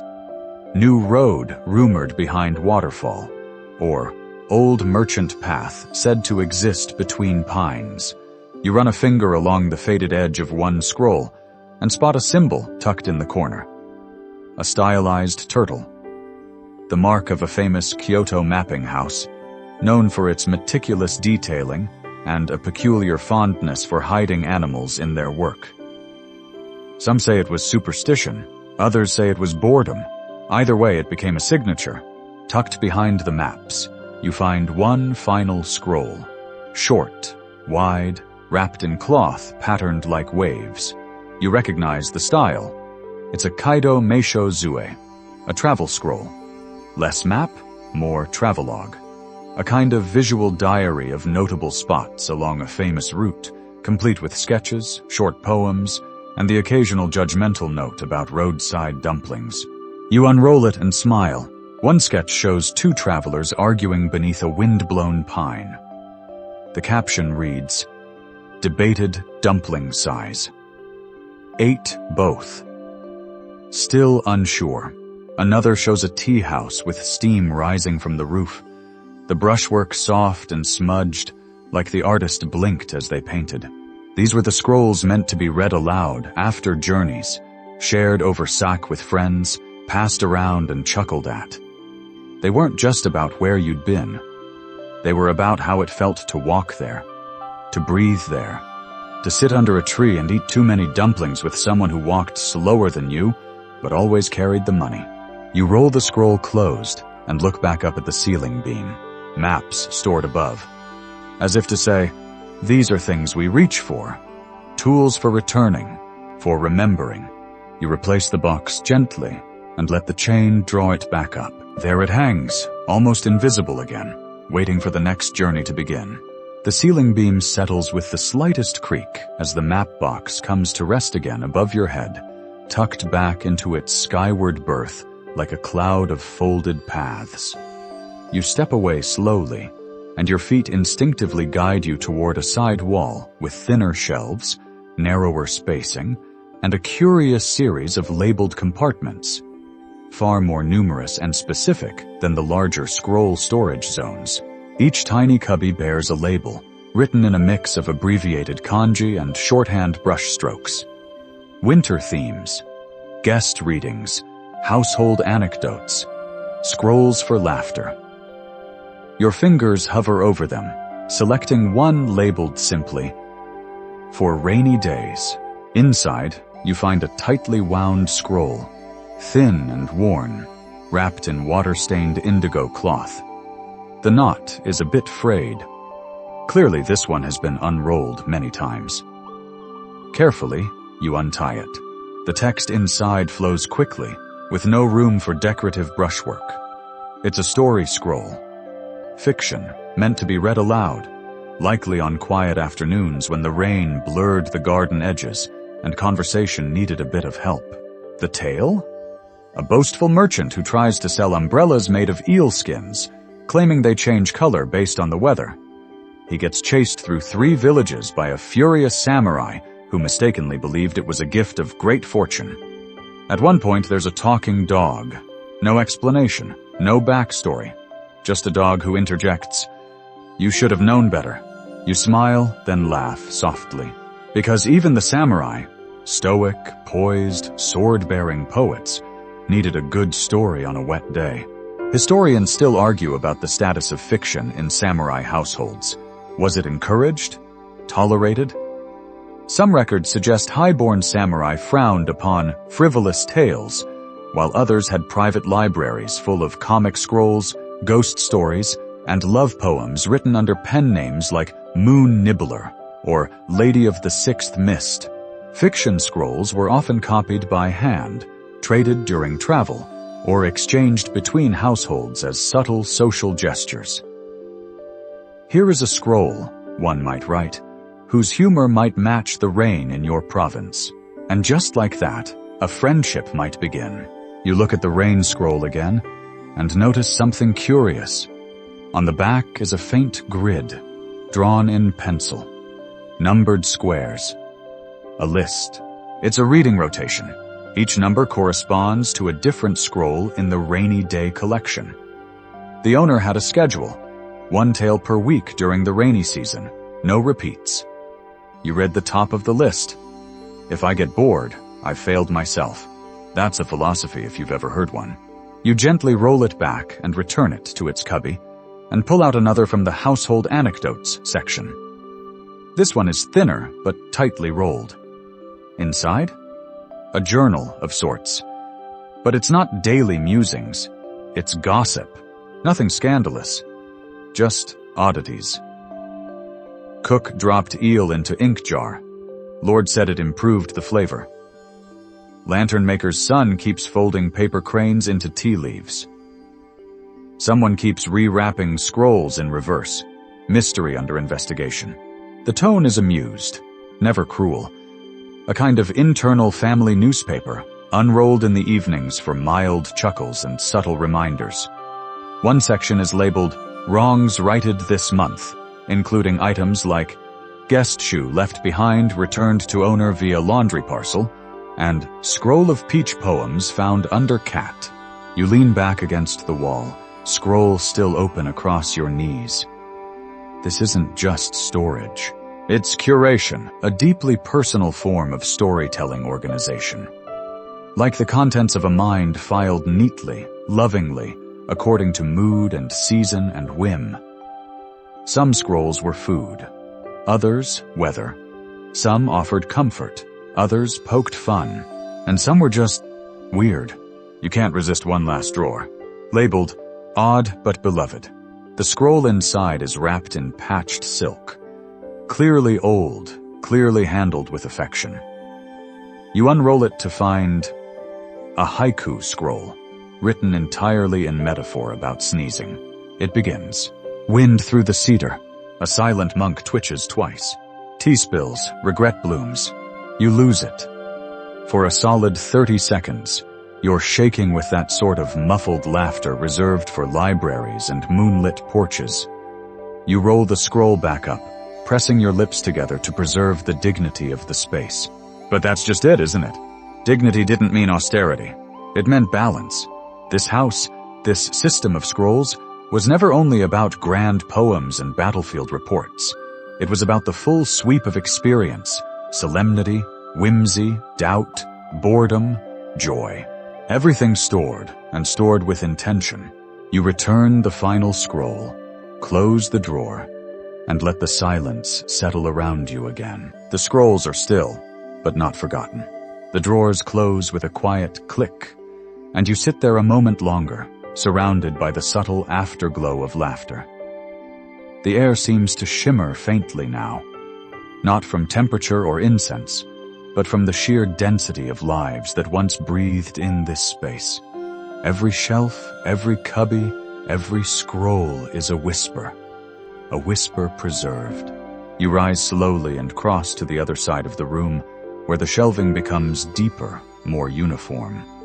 No drawers, no mismatched compartments, just long, low racks with scrolls laid flat, side by side. Their ends face outward, capped in polished wood or bone, each wrapped in identical cloth bands that make them look like dignified old men at a poetry gathering. Stoic, tied, and just waiting for the right listener to come along. This clearly is the family archive. You kneel and select one at random. The cloth is soft with age, the knot tied in an asymmetrical loop that suggests it was wrapped by someone in a hurry, or perhaps with a quirk in their dominant hand. You recognize that kind of detail now. You're fluent in this quiet language. The scroll unrolls to reveal a birth registry, handwritten, meticulously, in descending generations. Each name inked with a different tone, some bold, others fading to amber. The paper carries faint watermarking, barely visible under the brushwork. A delicate wave pattern, a family crest in miniature. Samurai houses often kept such registries, not only for inheritance purposes, but for spiritual continuity. The family wasn't just a line of descent, it was a narrative. Each child born added a character to the household's long, winding story. What catches your eye, though, is a marginal note. Born during the year of loud frogs, cried louder. Another says, named after a dream the cook had. These tiny details, too informal for public records, make the scroll feel personal, alive. You can hear them chuckling over tea, debating the merits of naming a child after a kitchen prophecy. Historians still argue whether such registries were ever altered later, tweaked to smooth reputations, elevate ancestral prestige, or conveniently erase inconvenient uncles. Some argue they were strictly factual. Others suspect at least a little poetic license crept in now and then. Like every great family legend, you roll it back and pull another from the same shelf. This one's older, heavier. The wood caps have been carved with delicate wave patterns and a tiny kanji that reads, Endurance. The scroll inside is a ledger, not of money or taxes, but of visits. Each entry records the name, season, and offering brought by a guest. Aunt Natsuko, early autumn persimmons. Master Tomo, plum rains, 3 scrolls, and pickled plums. There are annotations beside each one. Wore too much perfume. Excellent listener. Fell asleep during poem recital, forgiven. You almost choke laughing. This was no mere log. This was social memory, preserved with a wink. The sort of thing that probably wasn't meant to be read aloud. Except it was, because what's the point of keeping such observations if not to laugh over them after dinner? And some entries are touching. Old neighbor, late spring, brought fan and tears. Or, childhood friend, silent, offered pine incense. You linger over those. Even in this society so focused on restraint and decorum, emotion bled through. Quietly. Elegantly, through gifts, through the kinds of scrolls one chose to offer, or read, or simply leave behind. A third scroll reveals a household inventory, rooms listed one by one, with their contents neatly recorded. But interspersed are comments that speak volumes. Guest cushion worn but lucky, sparrow cage no longer needed, scroll box behind screen, contains nothing, yet must not be moved. What could possibly be in a box that contains nothing?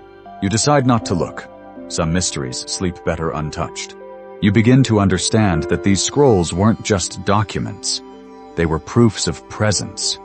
Not in the legal sense, but the personal one. This person lived here, ate here, sat in that chair, read that poem out loud on a rainy morning and scratched their nose right after. You come across a smaller scroll bound in red thread, fancier than the others. Inside, a list of adopted phrases. House sayings, as it were, collected across generations. At the top, to place a scroll with care is to promise to read again. Below that, better to laugh softly than loudly and wrong. And finally, when in doubt, tie a better knot. You consider cross-stitching that last one onto a pillow. You roll the scrolls back into place, adjusting each band so the knots face just slightly upward. The polite way, the hopeful way. You know this now. You've learned the posture of reverence, the choreography of order. As you sit back, you glance again at the shelf as a whole. Each scroll here was once a moment. A visit, a birth, a misplaced sandal by the back gate that someone thought worthy of keeping. And they did keep it, wrapped it, labeled it, shelved it. Not because they were trying to impress future historians, but because they cared. Even if it was just about the scroll that had nothing in it. Maybe especially that one. The hush around you deepens, as if the scrolls themselves are settling in to listen. You've grown familiar with their rhythm, the creak of wood underfoot, the rustle of old silk, the dry slide of parchment giving way. You're no longer just a visitor in this room. You've become something quieter, something nearly invisible, the kind of presence the scrolls seem to accept. You move along the final length of the shelving toward a section set slightly apart. It's marked by a simple paper tag that reads, Seasonals. Just that. No flourish, no date. But the scrolls stored here are wrapped in patterned cloth. Autumn leaves, summer waves, plum blossoms, frost, and you quickly realize what you've found. These are rotational scrolls, swapped out throughout the year like seasonal decor, but more poetic. More precise? You pick one wrapped in amber-dyed cotton, stamped with a single pine cone motif. Unrolling it reveals a series of tanka poems arranged by equinox, likely written for indoor reading during seasonal transitions. The handwriting changes slightly with each stanza, suggesting these were contributions from multiple household members, perhaps even guests, encouraged to add a verse over dinner. The first stanza begins, Cicadas recede. A deeper hush folds the trees. Tea warms at my hands. How quietly this day turns, as if it never meant to. You let out a breath you didn't realize you were holding. Scrolls like this served many purposes. Art, meditation, social record. They were often unrolled and reread at the start of a season to set the tone, almost like mood music or an old family playlist.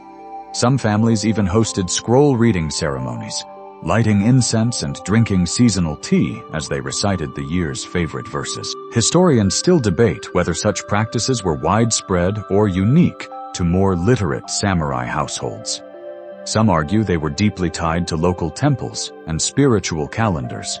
Others believe they were just a refined way of embracing domestic routine, like hanging up autumn coats, but with better calligraphy. You pull another scroll, this one wrapped in indigo with tiny embroidered snowflakes. Inside, a winter folktale about a laughing snow spirit who tries to adopt a family, but keeps melting their belongings. The story ends with the snow spirit deciding to live in the scroll itself, because paper is safer than houses. The final line reads, Do not open until frost returns. Well, that's one way to store seasonal magic. Another scroll contains a springtime reading list, poems, short essays, and even recommendations for what type of incense to burn after the first cherry blossom sighting. Not too sweet, one note warns. Spring is already sugar. You imagine the scrolls being brought out with gentle ceremony, a dust cloth, a cushion for unrolling, maybe even a bell rung in another room to mark the beginning of scroll hour. Not every scroll here is old. Some are written on newer paper, even containing marginal notes in ballpoint pen. Modern caretakers, perhaps, continuing the tradition. One such scroll begins with a poem, but ends with a note. Mom said this line was too sentimental. She was right. That's the thing about these scrolls. They weren't always about being impressive. Often they were just deeply honest. Seasonal reflections weren't meant to be published. They were meant to be felt, and sometimes to be forgotten, and then rediscovered in a different year, in a different mood, where suddenly the same line makes you feel entirely new again. You roll the scrolls back into place and notice that each one is returned with its wrapping tied just a little differently, based on the season it represents. Summer scrolls are loosely knotted, casual, breezy. Winter ones are double-wrapped, as if protecting them from imaginary cold. Spring scrolls often bear a little charm, a plum blossom, a tiny bell, or a folded piece of dried green paper. There's one scroll left in the seasonal section, oddly wrapped in faded orange cloth and tagged simply, "Between Times." You open it with care. Inside, a series of short entries, each dated during seasonal overlaps, late March, early September. The entries vary wildly, some poetic, some humorous, one literally just a drawing of a frog holding an umbrella. The entry for early April reads, "Today is neither winter nor spring. The scrolls are confused, so am I. We drank barley tea anyway."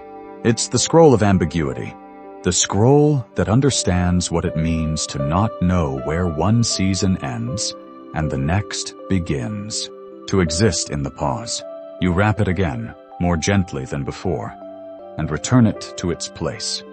There's something comforting about knowing these transitions had a name, a voice, a scroll of their own. Because life isn't just made of seasons, it's made of the edges between them.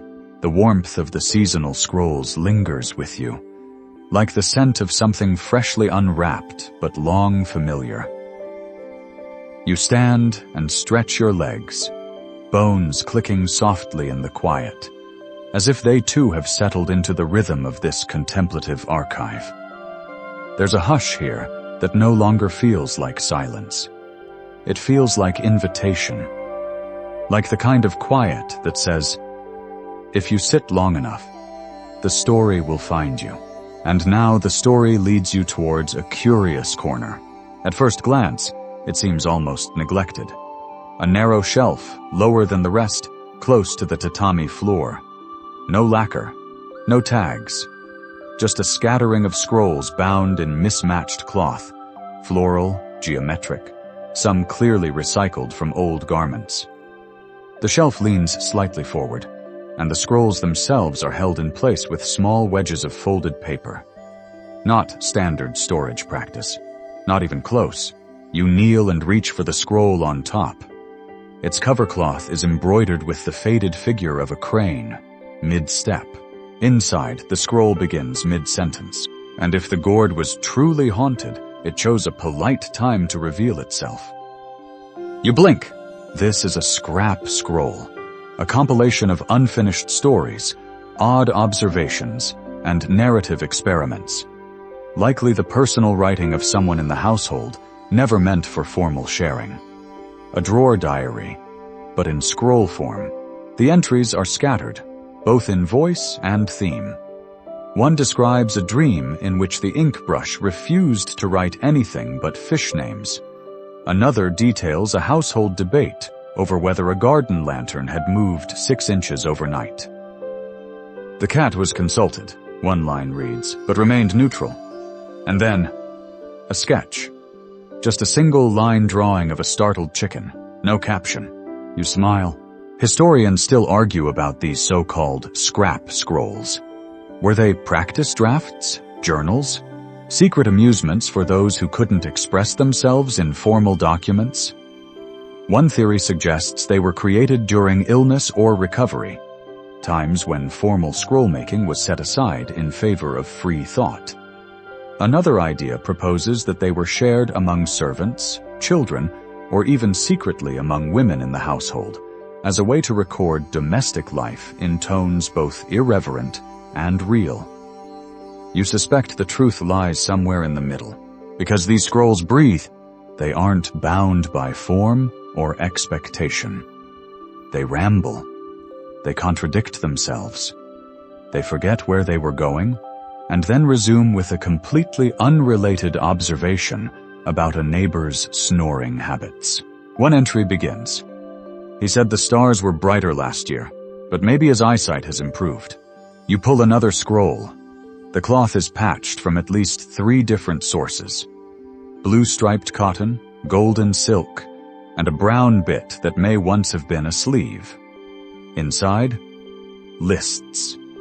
Strange, oddly calming lists. Things found in the garden without explanation. Phrases overheard during naps. Reasons the roof might be sighing. Names we almost gave the rooster.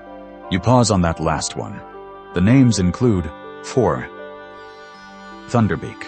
Sir Noisy. Rain detector. Definitely not a hen. These are not records, they are lives. You find one scroll with an entire passage written upside down, followed by a note. I was experimenting. It went poorly. Another contains a poem composed entirely of weather metaphors, then retracted line by line with apology notes beneath each stanza. I meant to say fog, one note reads, but accidentally invoked taxes.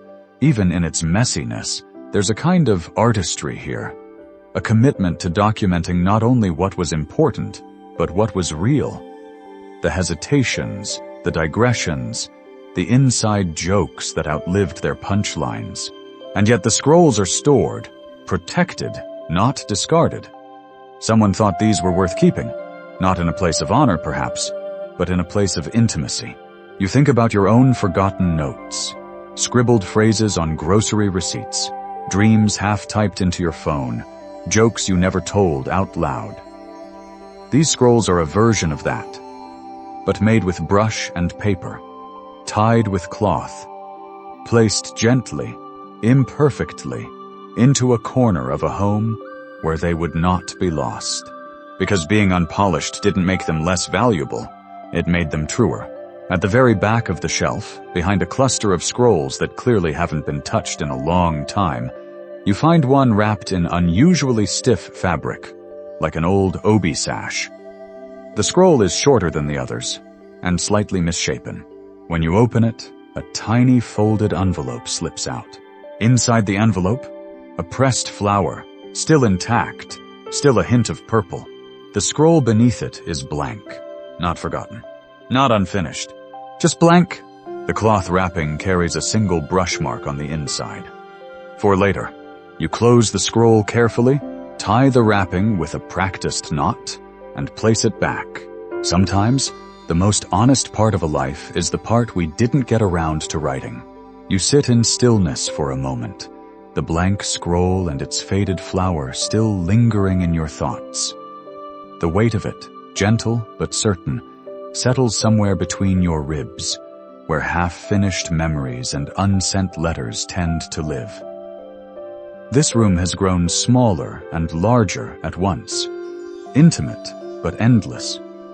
Like one of those dreams where you open a drawer, inside a drawer, inside a drawer, and somehow end up outside, barefoot in the snow.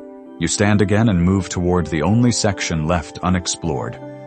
A long, low cabinet built into the wall, with sliding doors carved from cedar and reinforced by bone pegs. It doesn't draw attention to itself, but the craftsmanship is careful. Not ornate, precise. When you slide it open, a dry whisper of air meets you. Scrolls, of course, but also something else. Small boxes, slotted compartments, and bundled papers tied with twine. A mixed archive. You remove the top box. It's lacquered but scuffed, its lid labeled with a single word, errands. You raise an eyebrow. Inside is a collection of tightly rolled scrolls, each no longer than your forearm. These are task scrolls, day-to-day household operations, probably managed by the head servant or the lady of the house. You unroll one at random and find an entire scroll devoted to the seasonal airing of other scrolls. Yes, even scrolls need fresh air. Each task is annotated with its frequency, timing, and cautionary notes. Spring airing must not occur until second rain. Wind must be mild, sun indirect. Use gloves.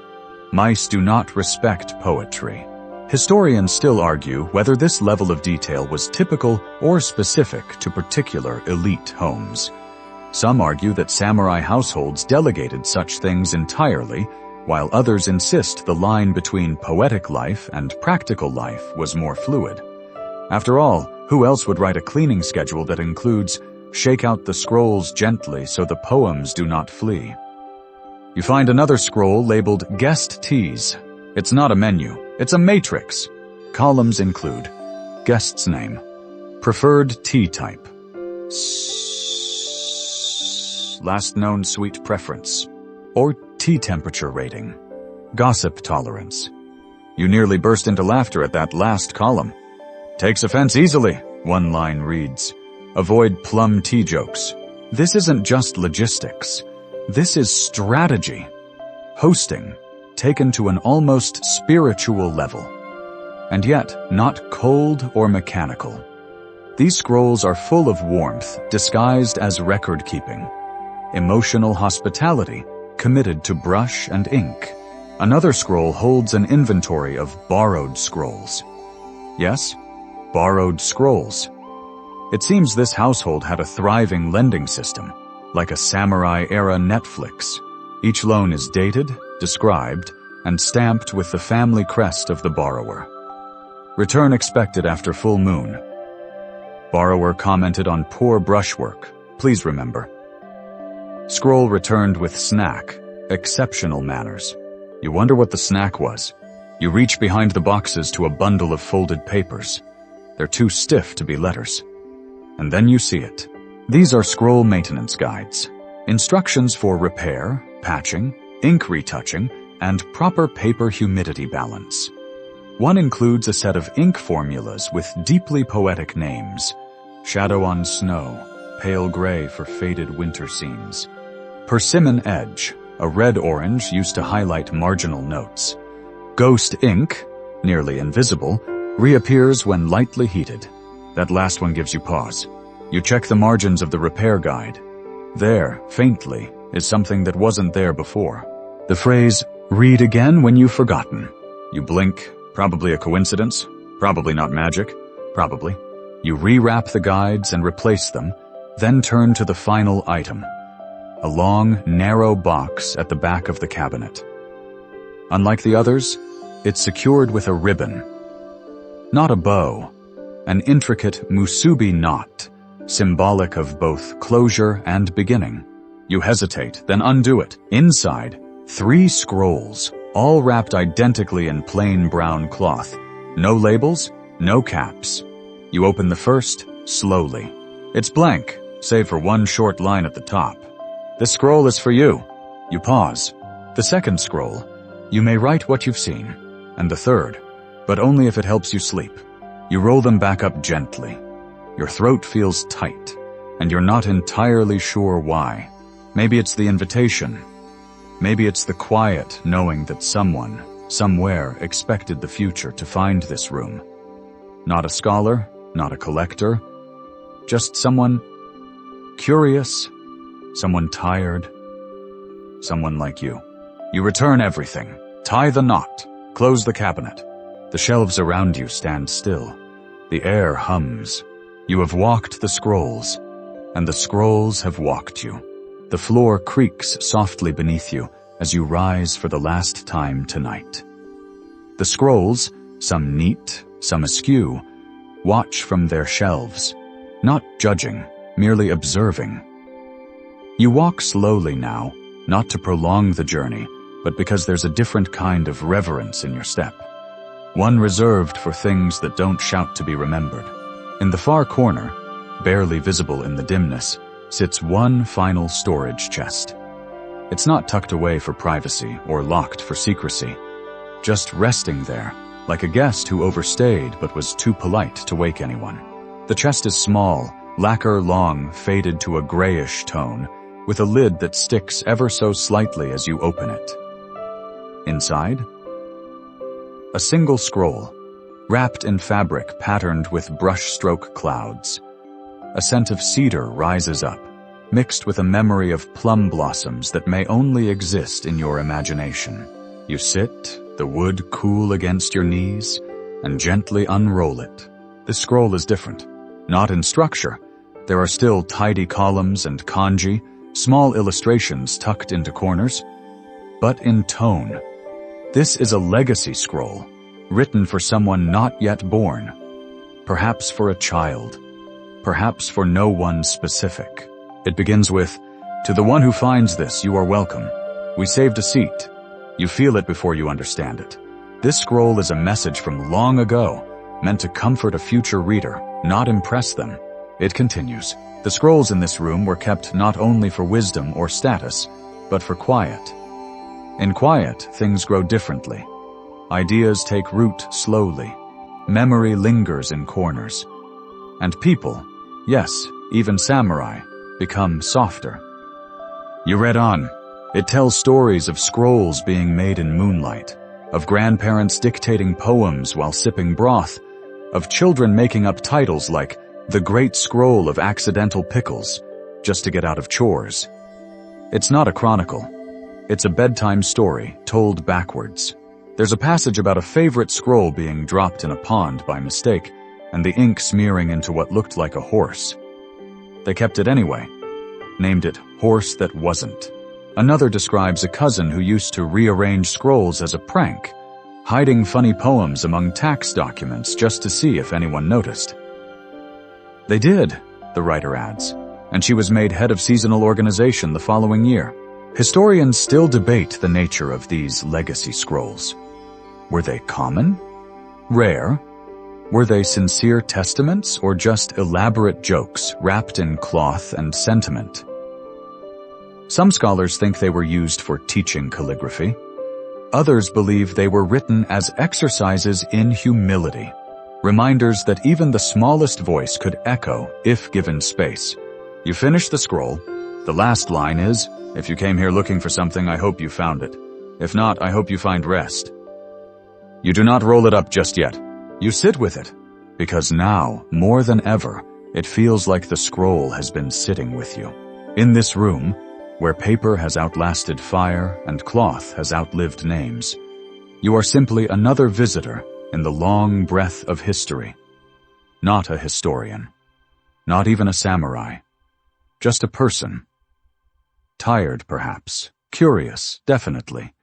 Grateful, unmistakably. You gently wrap the scroll and return it to its place, aligning the cloud-patterned cloth with care. A small movement, but a meaningful one. In this archive, meaning isn't loud. It's folded, tied, whispered into the corners of things. You rise, stretch your fingers, let the silence settle around you again. And then, the wind down begins. The air in the scroll room seems softer now, the dust suspended like sleep itself, floating, gentle, refusing to settle too quickly. Your footsteps slow. Each blink takes longer to finish. The scent of paper and pine and something faintly smoky from long ago incense trails behind you, like the hem of a forgotten robe. You don't rush to the door. There's no need. Because this story, one written not in battle, nor blood, nor blaring conquest, has already settled where it matters most. In your breath, in the quiet of your shoulders, in the small calm now threading itself gently across your chest. The scrolls remain, waiting, dreaming. They have always waited. Perhaps one day, you'll write your own scroll. Or maybe not. Maybe you'll simply remember that a scroll was once kept for rainy days, one that told jokes about dogs and umbrellas and refused to take itself too seriously. And maybe that's enough. Let your limbs grow heavy now. Let your thoughts fold inward like quiet cloth, like the edges of a story being rolled one last time before sleep. The shelves blur softly as your eyes drift shut, the world fading not with drama, but with the contented hum of things stored well. You are not lost. You are shelved, wrapped, and remembered. The night is long. The dreams are folded neatly. And the scrolls? The scrolls will wait. Good night.